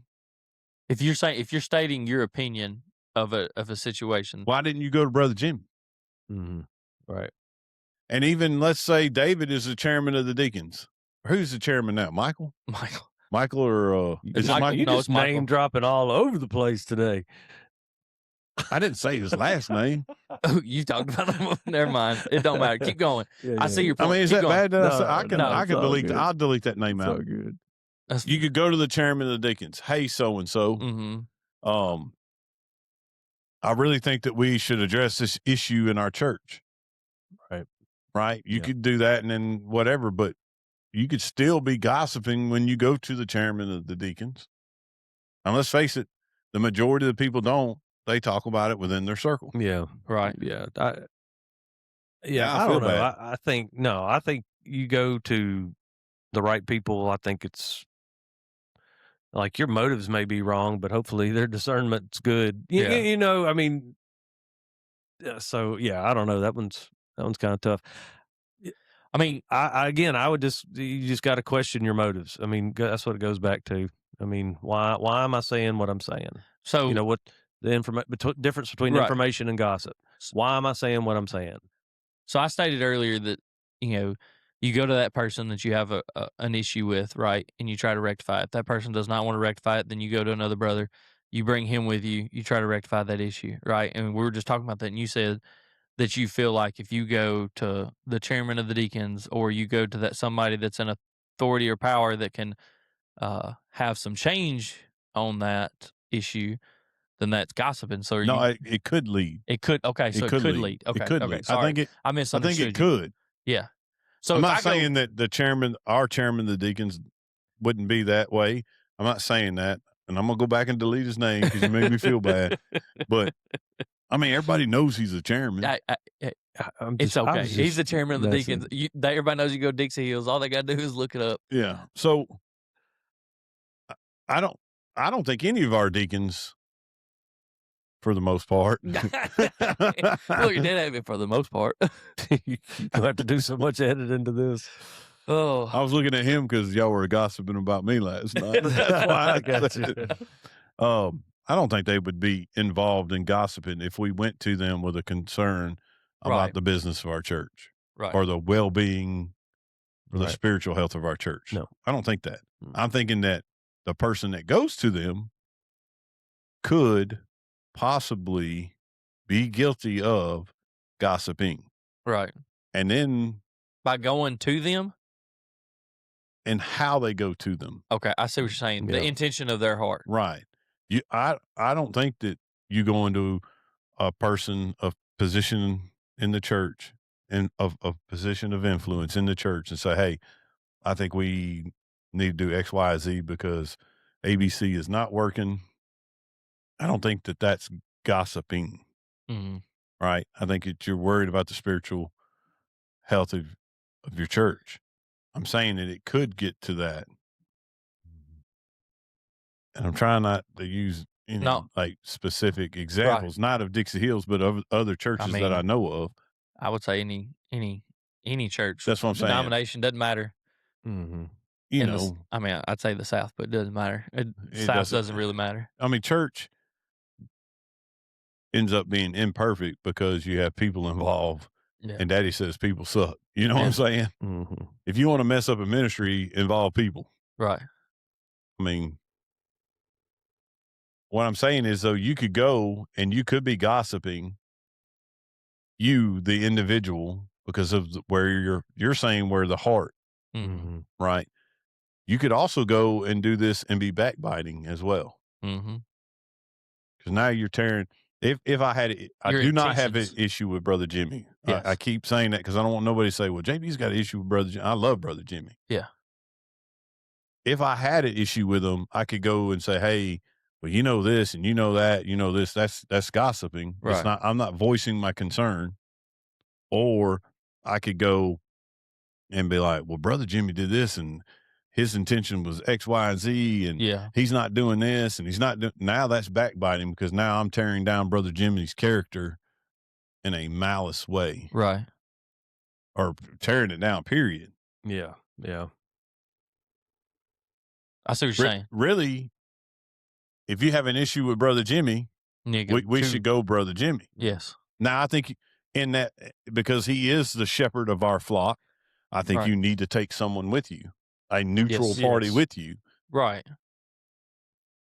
But, and he and I have not really had I'm not going to say disagreement. It was about scripture. And I'm like, well, you know, Brother Jimmy, this is what I think. And he's like, well, I think this.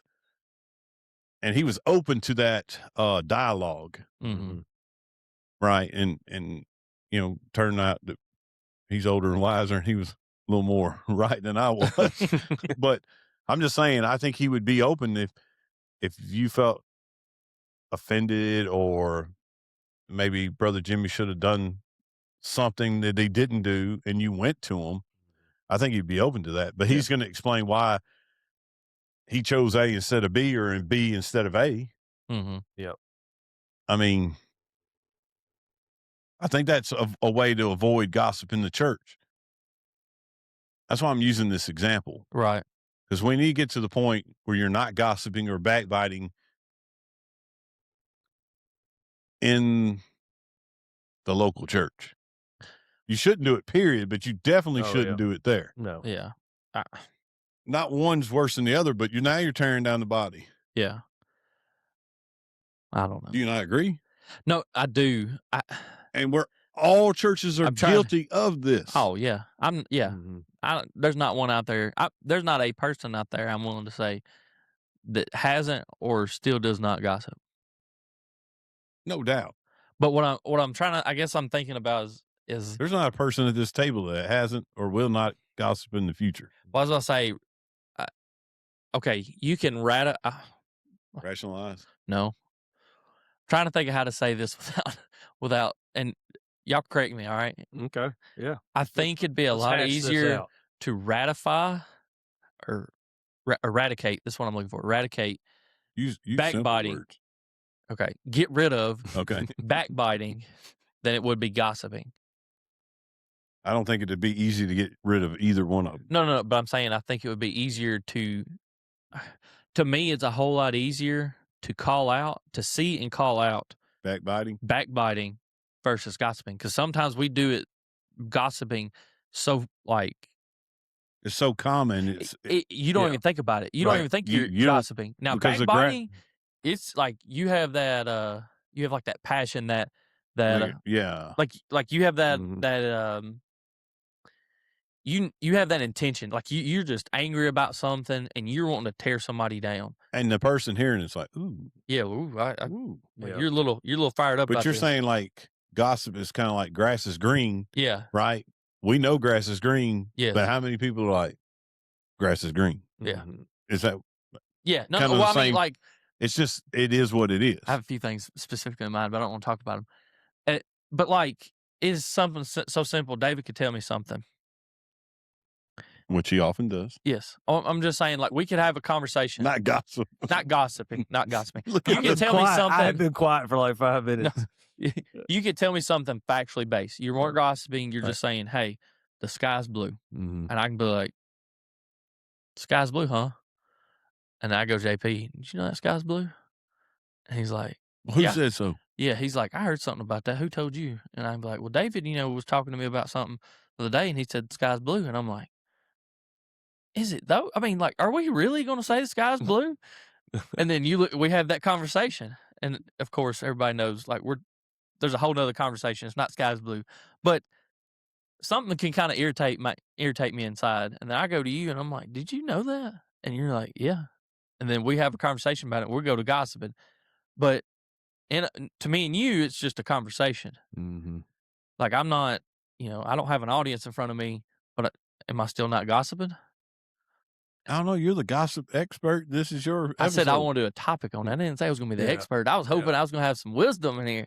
Well, hey, Mr. Wisdom said he's been quiet for 5 minutes. You're being a pot stirrer is what you are. It's like, I know I'm saying this, like, again, it all comes down to motive, right? It's like, I'm saying this fact to you because I know it'll get a rise out of you. Is it got a rise out of me? Right. Not that was your intention with me, but it did it anyway. Yeah, right. Does that make sense? Right, yeah. Like, you're talking about the sky is blue, got a rise out of you. Yes. Like, we're not talking about something specific, everybody. No, I'm just saying, like, let's say David. Y'all might be, I don't know. I don't know what he's talking about. He said something about the sky I'm using the sky blue as a comment. But then you said, well, you said that and it did get a rise out of me, so I wanted everybody to know that you were still talking about the sky is blue. I'm saying he gave me a fact, a plain, cold, simple fact. He wasn't telling me like, oh, he said, I'm about to start a fire here. He just told me a simple fact. Like, did you know if you go down to that Ford place down in Bolivar and you buy an F-150, it's $49,000 for a base package or something? Is it really? I have no idea. I'm making up something. Like, yeah. Actually, it probably is. I'm gonna be honest, but we just made a rumor about Ford. Hey, please. We're gossiping about Ford now. But I'm just saying, like, you told me a cold hard fact. You can go online, you can look it up. Like, he didn't tell me anything I couldn't have found on my own. But just like you, I told you, he's like, golly. Yeah. And then we throw our emphasis on it, our opinion, right? And then who would pay $49,000 for that thing? It's made out of aluminum. I could have got a beer can for that. The seats, the seats are crappy. Yeah, but I mean, you know what I'm saying? They're good seats. There's a cold hard fact, and then it gets put into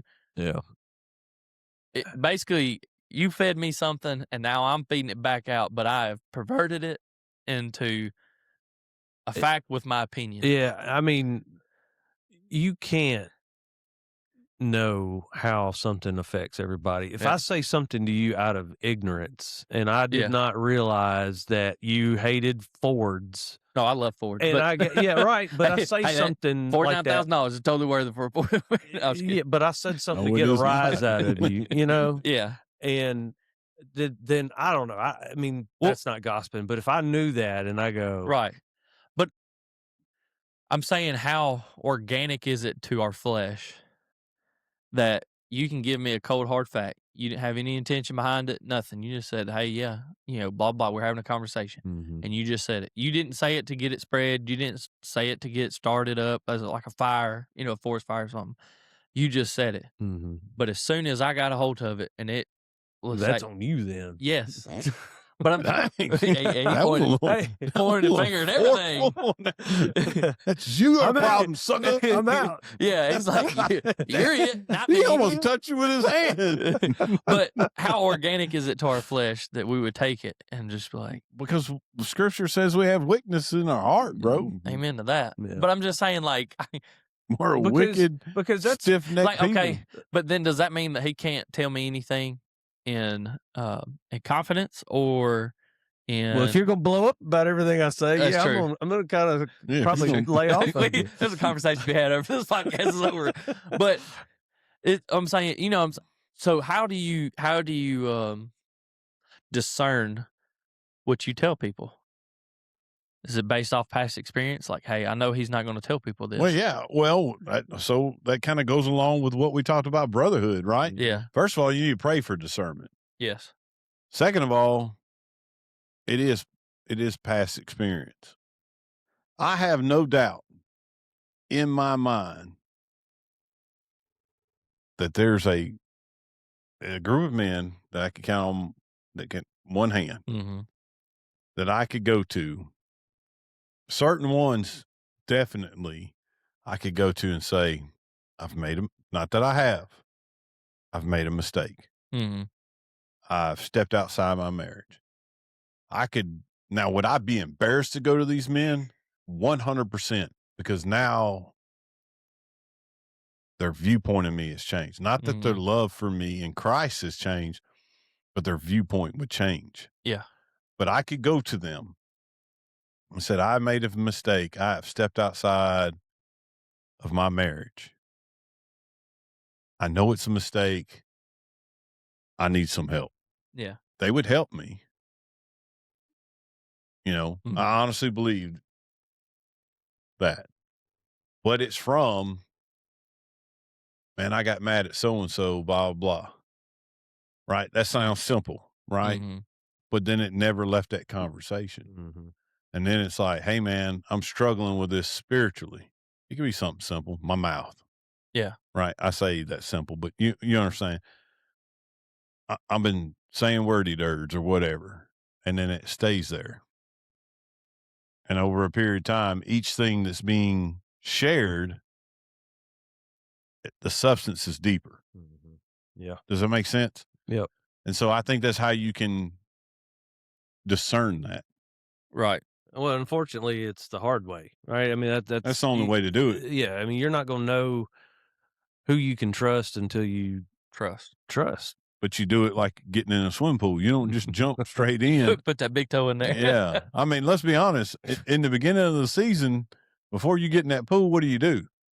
You dip your toe in. Oh, yeah. Yeah. Right? I got to, unless you're a kid, then you just haul off and jump in. But an adult, what's funny, we'll go swimming at a mutual friend's house. Mm-hmm. And I've noticed this, and I got tickled one time. Every one of us, before we jump in that pool, guess what we have done? Put that foot in there. You drug that one foot along the side, inside the pool, right? Every one of us has done it. That's Right. That's testing the same. the water. Testing the waters. Testing the waters. Yeah. I mean, that's the only way. I jump right in, but I don't do that with trust either. You never stick your toe in the water, like just I mean, kind of I'm drag not it across. I quit doing it after a little while. Yeah, I'm saying at the beginning of the season. Well, I'm saying like Let's say I have a pool open right now. I used to do it, and then it got to the point where I stick my foot in and I'm like, golly, it's cold. I'm not ready for this. Instead, I just jump right in instead of freaking out about it. I always test it out, and then I psych myself up. Yeah. Do you not? Oh yeah, 100%. When I go to the beach, Mm-hmm. like I get just enough to the edge of the water. You ain't where jumping in the water at the beach. No, but I'm saying I'll just pile off and walk out there. I try to until it gets to certain areas. I try to steamroll it all the way as far as I can go, and then it hits a certain area, and then I'm like, all right, we're gonna pause for a second. And then, but if you're jumping in, it's hitting all them areas. Yeah, because you ain't got to worry about it. I know those people that get on the steps and they'll take 15 minutes going down each step trying to get in the pool, and I'm like, no, I just want to get it over with. I want to rip. You ain't old enough. I want to rip that Band-Aid. No, but I mean, I think that's a good illustration because, like, I'm not that way. Yeah. Right. So with trust, I'm going to be the guy that sits on one step, ankle deep for 15 minutes. Yeah. And then take one more, and take one more, and take one. And guess what? You made no waves by doing that, right? You're easing into it. When you cannonball off into the water, you're making a mess of everything, and that's the way.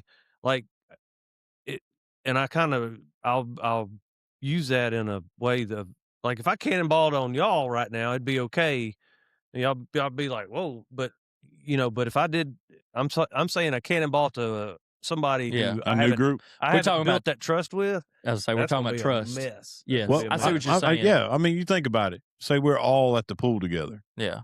Even if your wives are over there sunning with my wife, Yeah. and I jump in and splash all out of the pool, and I get your wives and y'all and everybody, like, y'all be like, everybody's wet and mad. Yeah. No, you wouldn't be mad. JP, the ladies would be like, whatever, but you wouldn't be mad. I'd be more worried about your wife.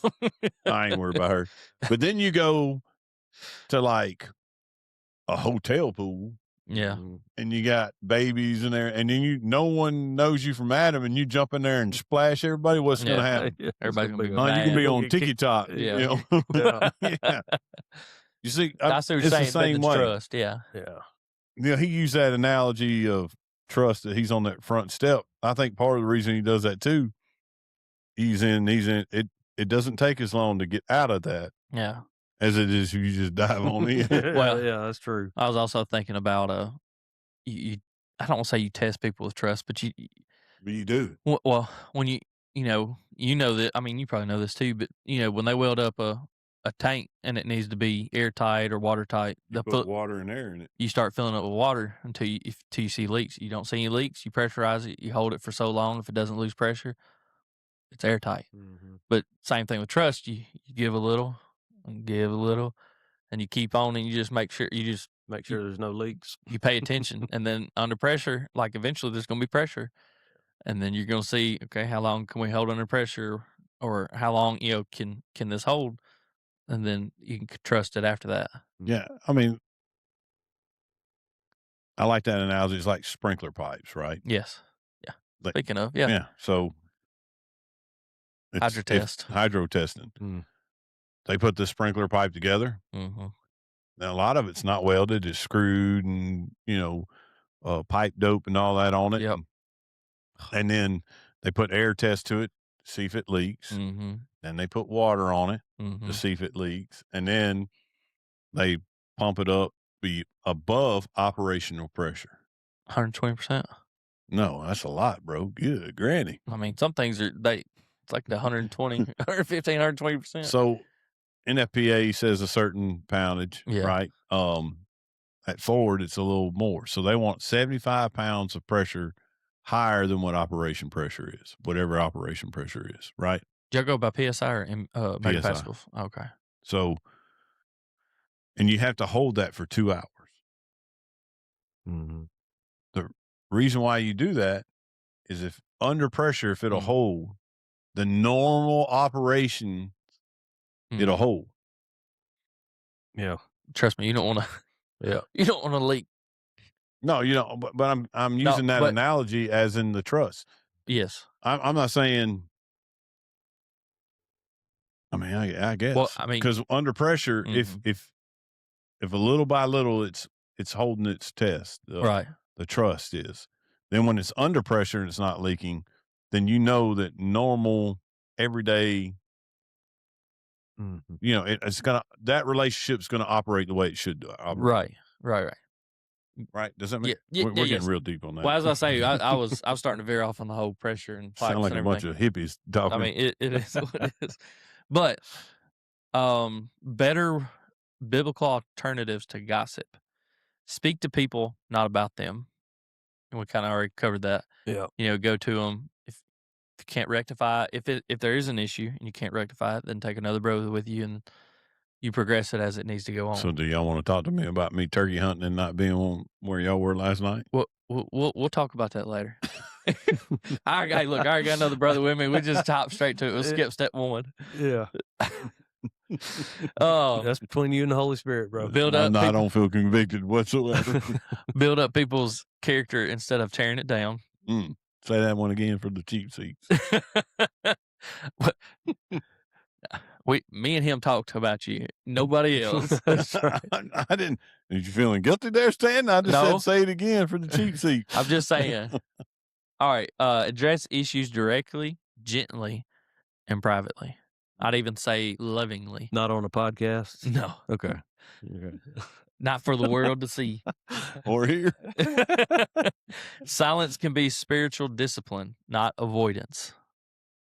Yeah, I agree with that. You're going to have to explain that to me. So sometimes maybe you need to be silent about an issue. Like say if something's really irking you. Oh, yeah. And instead of gossiping. You just shut up. Yeah. Instead of gossiping about it, like, man, I could speak for personal experience. I can't. I'm thinking of a specific incident. But instead of gossiping, really talk about it. Yeah. Instead of gossiping about it, saying like jumping in that pool, which I mean, we're not talking about trust. We're talking gossiping, but jumping right in and on there, just like, no, we're not going to do this. Like, even though I won't change in that area, I'm just not going to do it. And then seek out the time and the place. Yes. Yeah. Seek out better time to rectify. Or could it be, I have an issue with this, but I know if I speak of it, I'm either A, going to be gossiping or even backbiting. Or either A, gossiping or B, backbiting. Depending on the situation, I mean. And so I'm just going to shut up. Because it's kind of like Thumper's mama. If you ain't got nothing nice, don't say nothing at all. Yeah, that's right. So, practical filter. Before speaking, ask, is it true? Is it necessary? Is it kind? Is it helpful? Why is it? I swear I hear my mom's voice when it says this. She used to say that stuff to you? I don't know if I remember it that way or if it's probably. I mean, I do not know that it's a negative thing, Miss Linda. No, it's not negative. You know she listened to this. Yeah, I know. I never mind. She try my best to play that side. She'll confirm exactly what she used to tell. Oh yeah. No, and I believe she used to say something like this. All right. So, go for it. I mean, this is just joking though, but I would say if I ask those 4 questions, I will not be talking near as much. No. Well, and that's the question. I'd definitely be like, what's wrong with JP? I asked myself them 4 questions, standing ass. So I'm just sitting there and shutting up. That's right. I ain't saying choosing that silence instead. It's not avoidance. It's spiritual discipline. It's got a few questions here. Why is going directly to someone so difficult? Why, if I have an issue, if I have an issue with you, why is it so difficult for me to come to you and tell you my issue?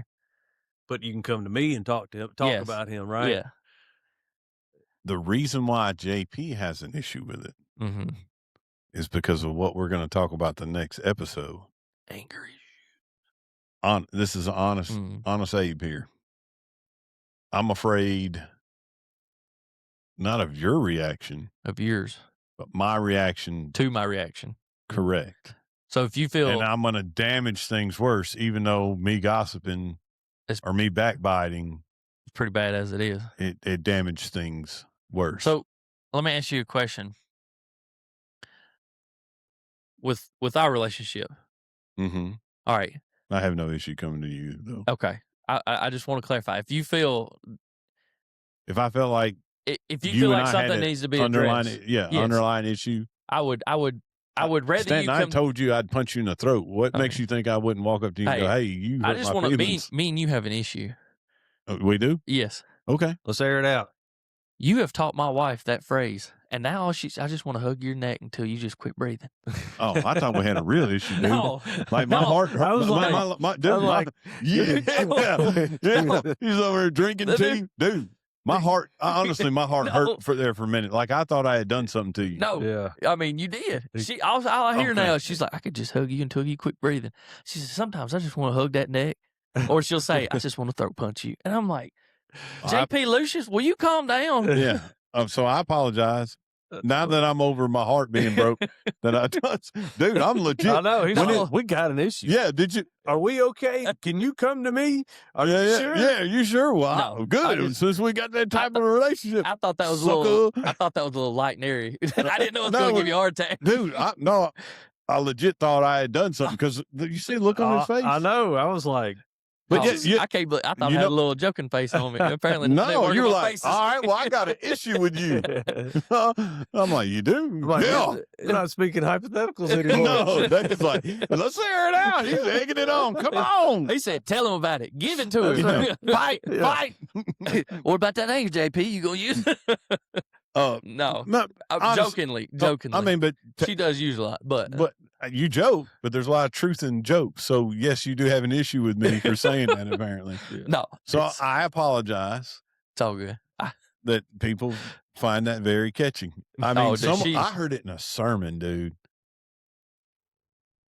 I'm serious. I heard hug you till you quit breathing. No, someone said throat punch. Oh, someone that knows heard me. it. Yes. Oh no, I've heard it from somebody that doesn't know me. No, I mean, yeah, you've never met in your life, and has said something about throat punching the devil, and I was like, someone that knows me used it, and I was like, hold up, man, I need to copyright that, But no, I could go to you. I can go to you.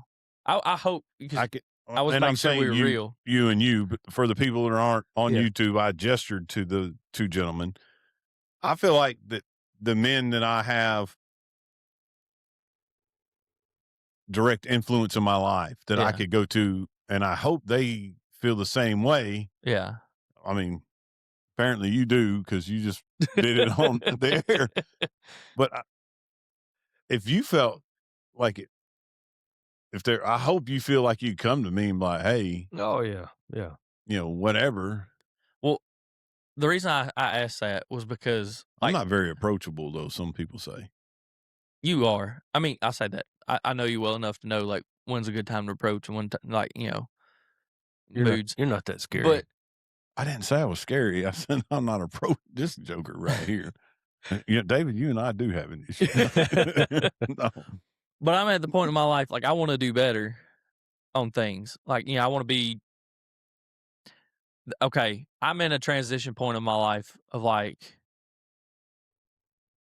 I want to be a better man for my family, for my community, for my church.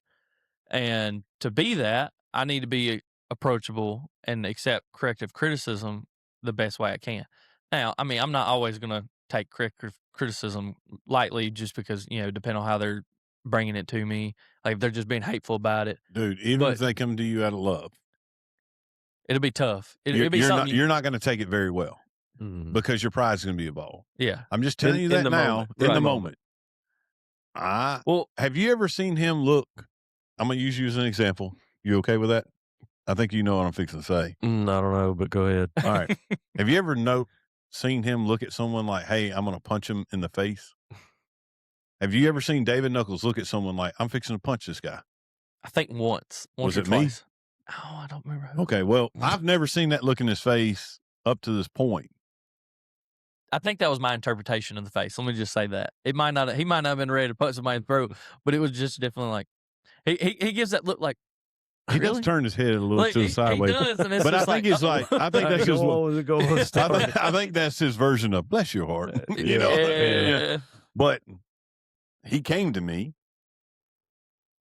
and was like, he just vomited. Yeah. Right.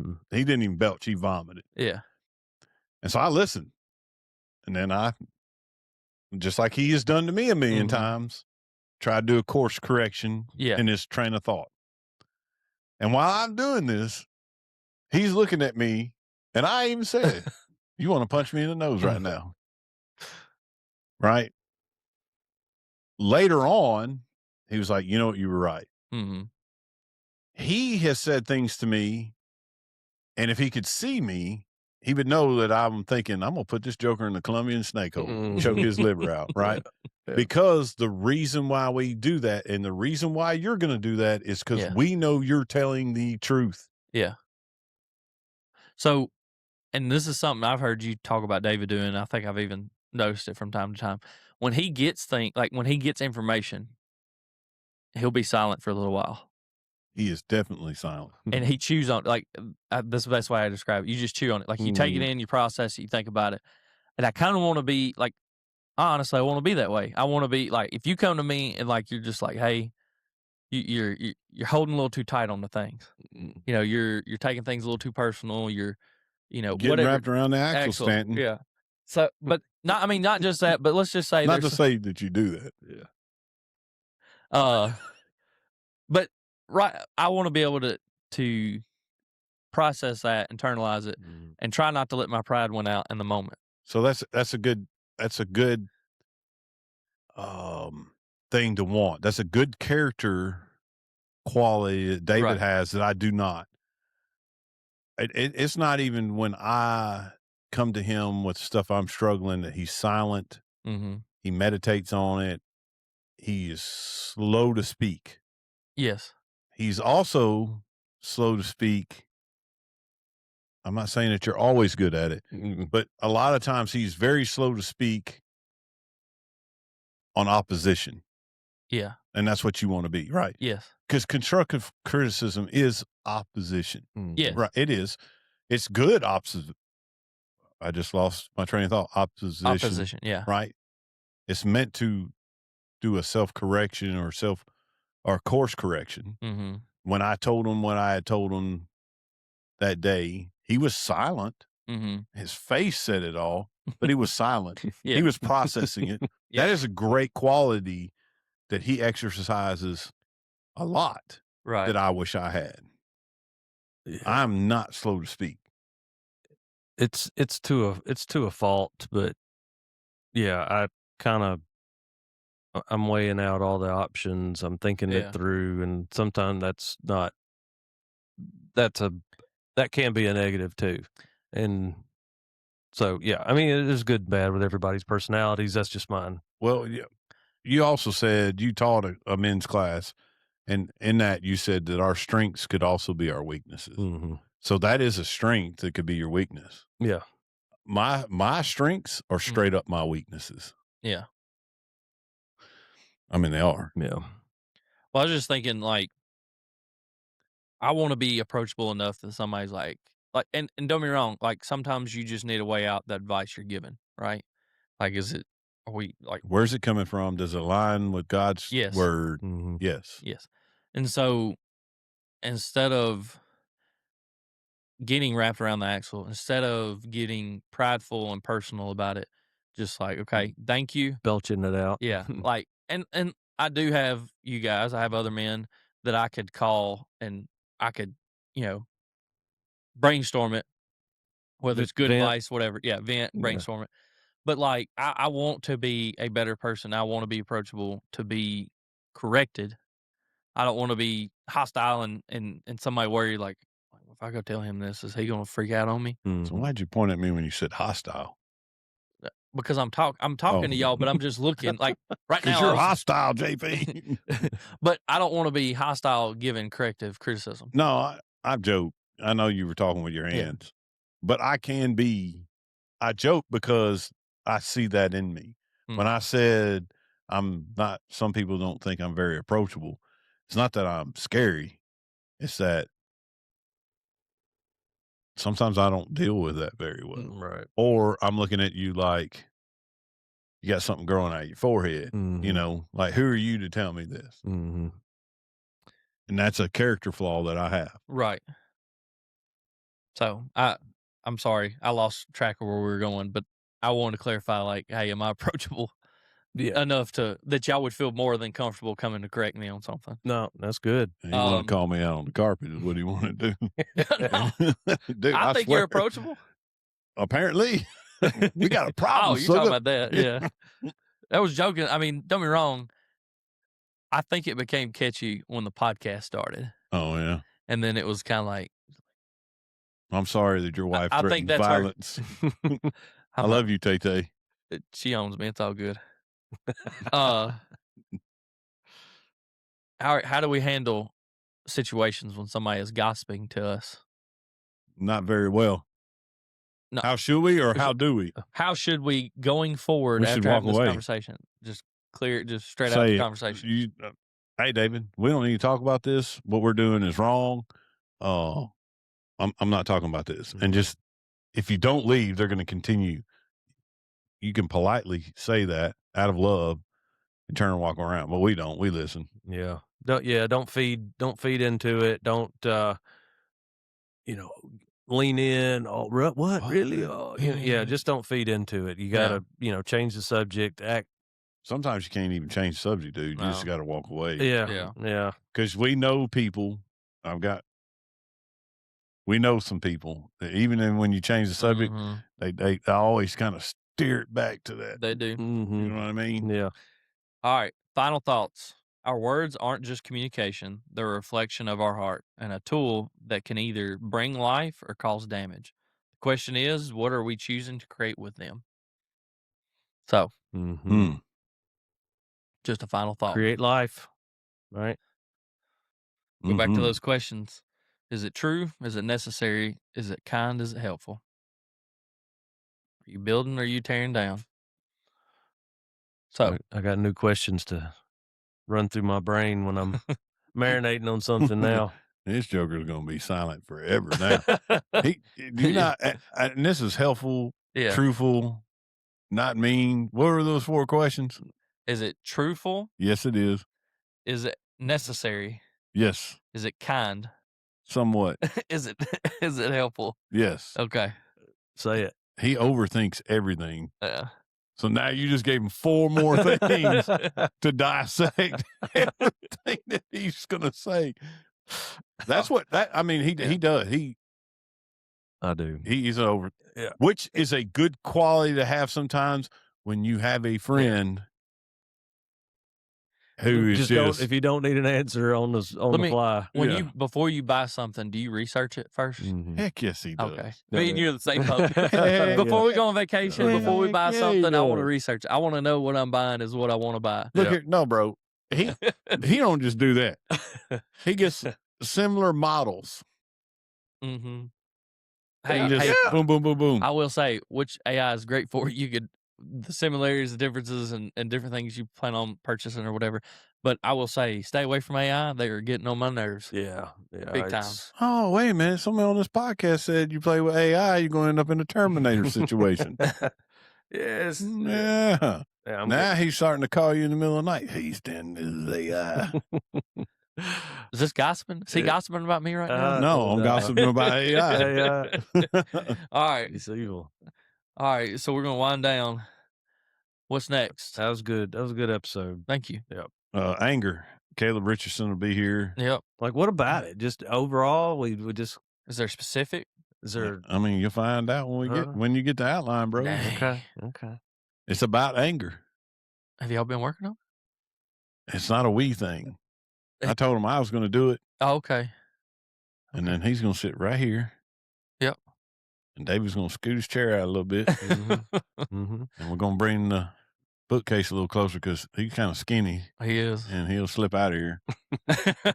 We'll close those doors. Close the door. Zip tie him to his chair. We're going to talk about it. All right. Everything. I don't know. Where it comes from. And well, yeah, I guess. Yeah, that's a good idea. To the root to the stem. I think anger is a symptom. Yeah. Emotions are a, what is it called? How do they say it? It is a symptom. It is a symptoms of a of a root cause Yeah. a root underlying. Mm-hmm. So, I mean, it was, we kind of went over it on Mental Mental battles. Battles 2.0. Mm-hmm. But we're really going to dive into anger. And I'm not really sure, I'm not really sure how the Holy Spirit's wanting to go with this. Yeah. And to be honest with you, I've been preoccupied with And feathered birds. Yeah, and birds. And but sitting out there waiting on one to show up. Yeah, when you're just sitting in the woods all day, we can write a good podcast. Take the word with you. You can write a good podcast in that time. Well, I mean, I can't take white paper in the woods. You know, they make waterproof Bibles. Again, I'm in the woods, bro. I'm trying to hide. You can't hang out in a blind? Man, Allison did get me a blind. I used it one time. But now I got to tote that dude. It's pretty heavy. Oh, that ain't the same blind I'm thinking about. I'm thinking about one of the ones that looks like it's a fold out that looks like the window covers. You know what I'm talking about? Oh, no. I got a straight up 360 blind. Taj Mahal. Hey, don't. Coffee If maker. if we ever get out there, you're going to love that dude. Because you can move around and they can't see us, but we can see them. Oh, it's like that tent. It's like, I know what you're talking about. Yeah, it's a straight up blind. Yeah. You can see all the way around. So I'm not really sure. And then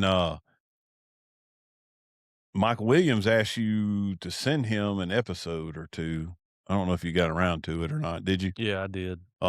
We kind of already covered it. And yeah, I had a couple of other friends reach out with some ideas. Well, he had an idea as well. So I'm going to throw this idea out and you can throw those out. Okay. He said, have y'all done an episode about what you had to give up?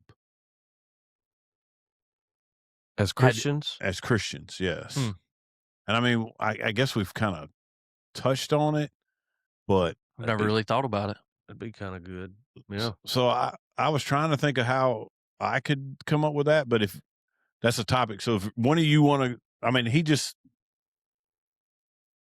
was a question he asked me. Yeah.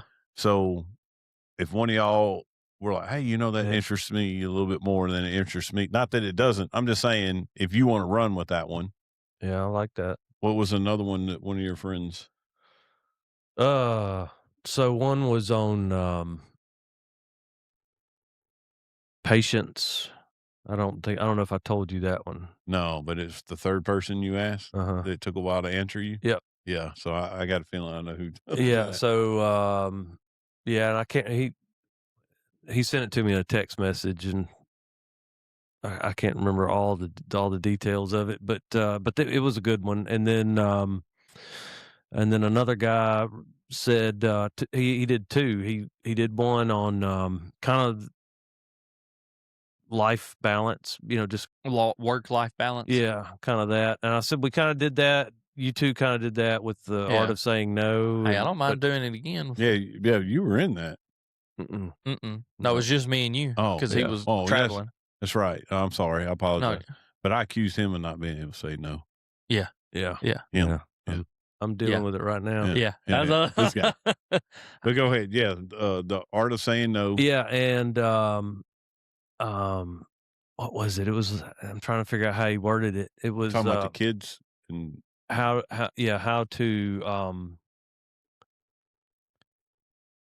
to parent. He's saved. Mm-hmm. The rest of his family is not. Oh, that one. Oh yeah. So how do you reflect Christ to your family? Yeah. Right. How are you? How can you be Christ? How can you lead your family? I can't remember. Well, you got it written down. You still got it written down. It's right there. But, but basically, how can you be the example of Christ in a family that I don't mind trying to take that Christ. one. Okay. That'd be good. Yeah. We'll figure it out. But anyway, we're getting some good ideas from there was another one that you got that we don't know how to tackle. Oh yeah. How to parent married children. Yes, I forgot about that one. Yes, y'all go for it. Yeah. Well, he was like, well, you're closer than I am, and I'm like, dude, I don't know because there's not. I don't know how to do because I kind of gave you my spin on it too, right? Eventually, unfortunately for us parents, mm-hmm. and the reason why I say it is because my children, I have older you have older children. My two oldest are older. Mm-hmm. Like my youngest and your oldest are about the same age. So there comes a point where you go from like a parent to more of an advisor. Mm-hmm. Does that make sense? Yeah. Because ultimately I have a 27-year-old and a 23 he's fixing to be 24. Right? Yeah. You can tell them all day long, but they're past the parenting phase. Yeah. Not that I'm not a parent. I'm more of an advisor. Like Daddy doesn't parent me. Miss Linda doesn't parent you. Miss Karen doesn't parent you. Right? They advise us. Yeah. I think, and I mean, this, we can talk about it more. I think you need to be the example. Like, that's like if they look at your marriage or they look at how you do whatever you want them to do, right? You need to be the best example as you can be for that, to where they're like, I really admire that they do that, or I think that's a great idea. I think that's something you need to do, or whatever. If you're the example and they actively see it, then they're like, I kind of like that idea, or I like this, or I like that. But it's more of an advisory role than a parenting. No, it's not. You're not parenting. Yeah. No, I mean, especially. I mean, you that's could probably try to use that term, but you're and I think that the individual didn't mean. Yes, I think they meant the advisory. Yeah. Just what does that dynamic look like? And the more we talked about it, the more sensitive we realized that the subject is. It's not that easy, because I was like, well, I'm not inviting the guy that told me that. I says, well, I'm not going to invite you on there because it's so personal to you. But really, it's personal all of it. Yeah. I mean, and so because it's not now. The way you're looking at it will be. Yeah. The way you're looking at it is we're using the word parenting, but you're parenting a married child of yours. You're also parenting that person's spouse because you are an in-law. Yes. What I mean by parenting is you're advising. You're in that advisory mode. And then you've got other parents. Well, you've got the parents of the spouse. Yes. Who may have different views and morals and principles that you do, who is interjecting advice as well. So we were just like, holy cow, this could get messy. I'm not saying we won't do it. Yeah. Life. Yeah. I'm not saying we won't do it, but that was a tough one. And the person, the friend, the mutual friend that came up with that is a great question or great thing to ponder or be very curious about. Oh yeah. And maybe try to learn and grow in that area.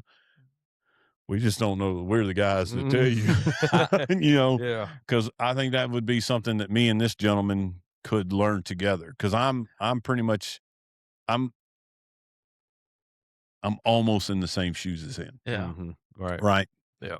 I think that'd be a perfect guest podcast. Yeah, but we need to like get a gray-haired, seasoned dude. Like, well, I know. I'm just come saying, out the other side. I think we could discuss this afterwards. I tell you, right. I don't have anybody directly in mind, but I can. I'm saying like not that we would ask Brother Tommy, but Brother Tommy would be a good dude to be like, hey. That's kind of where I'm going with this. Yeah. You find somebody that you really respect their kids, and you're like, hey, they're great kids. They're great adults. Right. They're doing right. What's the next in step? life? Yeah. And so you just, we had to do, that would probably be the best, like come up with all these questions and be like, all right, we're going to ask, that'd be more of a question, a Q&A. Yeah. Oh yeah. Don't you think? Oh yeah. Because I don't know if we can interject much. I can't ourselves. So, yeah. So, all right. So Anger's next. Then David will have his own topic out of the mini wheel of topics. So that'd be like July sometime that he'll be able to do it. I'll see what How much traveling you got to do? Is it every other week now or every 2 weeks? Yeah, I'm home for 2 weeks, and then I'm traveling for 2 weeks. Yeah, well, it'll be every other week. I was supposed to be traveling next week, and I'm not, so I'm postponing that. But yeah, it's going to be every other week. And then is this the year y'all went North Carolina last year? Or y'all going to North Carolina this year? Yeah, I'm not. because there's a work. Well, you didn't last year either. Yeah, I did. Yeah, it was. Oh crazy. yeah. Last year was crazy, and I'm not doing that again. So this year I've got to go to Pennsylvania the same week we were doing North Carolina. So they'll be in North Carolina. So Amy and the boys are going to go. Yeah, they're going to take your mom. Mm-hmm. So y'all probably do it every year now because of mom. Yep, which is fine. Yeah. She needs that. Oh yeah. Oh, for sure. Yeah. For sure. All right. And Stanton, you look like you're ready to go take a nap. Mm-mm. I'm not. I've got too much stuff I got to go home and Hey, do. did you notice that Maggie had a hold of my throat, by the way? When she said put me down, she had a hold of my throat. I was like, Taylor's rubbing off on her. but then she was turning my head. She likes to try to, like, sometimes if she's sitting in your lap or whatever, she likes to try to choke you too. Really? Like, she'll take your head, like she wants to push your head back. Well, eventually it works her hands down where it's on your throat, and then she pushes against your throat trying to make your head go back. And next thing you know, she's just really pushing. Well, she was trying to turn my head to the left, and she was trying to push, and then she got a hold of that Adam's apple, and she got to pushing. So wherever direction she wanted my head to go in, I was going. Yeah. But anyways, she's getting fun. Charlie's getting a lot more fun. Yeah, he is. He's getting a little bit of personality to him. Yeah, he was cool being in my arms till Amanda Lynn tried to get him. Mm-hmm. He got fussy, boy. He want to go back to you then. I don't know. He gets it's like a flip of a switch. He'll be fine. He'll just be looking at you having a good old time, and then it's like somebody shows up and he's like, "Nope, I'm not okay no more," and he flips, and then he just gets mad. I don't know why, but got some of his daddy's anger issues. You deal with anger, Stanton? From time to time. Hey, David, did you hear about Stanton? Yeah. Let's pray for Stanton. Can I bring that up in my connect class? Sure can. You need to holler at the deacons. Why don't y'all tell me I got fuzzies all over me? You got fuzzies? From my you could. I'm starting to see it now. Yeah. On that one arm. That was it. You can't see it 3 feet away. No. All right. You can't see 3 feet away. I pray us out. Glasses. Yeah, and then you gonna do it, and he's gonna do the peace out and all that good stuff. I guess so. Y'all remember how to do this? Okay, so you pray and then and then I say the English version, and then and then he does the peace out. Okay. Yeah. Go all ahead. Right. Dear Heavenly Father, Lord, we just thank you for this day. Lord, we thank you for this time of fellowship together. Lord, we just ask that you would, Lord, that you would convict us, use the Holy Spirit, convict us of our words, and Lord, what we are planting, what we're seeding for your glory, Father. Lord, we pray that we ask ourselves that question when we're in conversations and we feel like gossip is starting to creep up. Lord, we ask that it is helpful, Lord, if it's necessary, if it's kind, or if it's true. Lord, we just ask that you would convict our hearts of our intentions of what we're saying. And Lord, that everything that we do is fruitful for your furtherment of your kingdom, Father. Lord, we love you and we praise your name. In Jesus' name we pray. Amen. Amen. Rock Kasak. Be strong and courageous. Peace out. We don't know what we're engaged with. Did you know that you have the armory of heaven? That you have everything you need for life and godliness to push the enemy forces back? And so when you hear Kasak, your knuckles spiritually should immediately turn white. And you should find yourself gritting your spiritual teeth with a belligerence against the enemy. He goes down. There are souls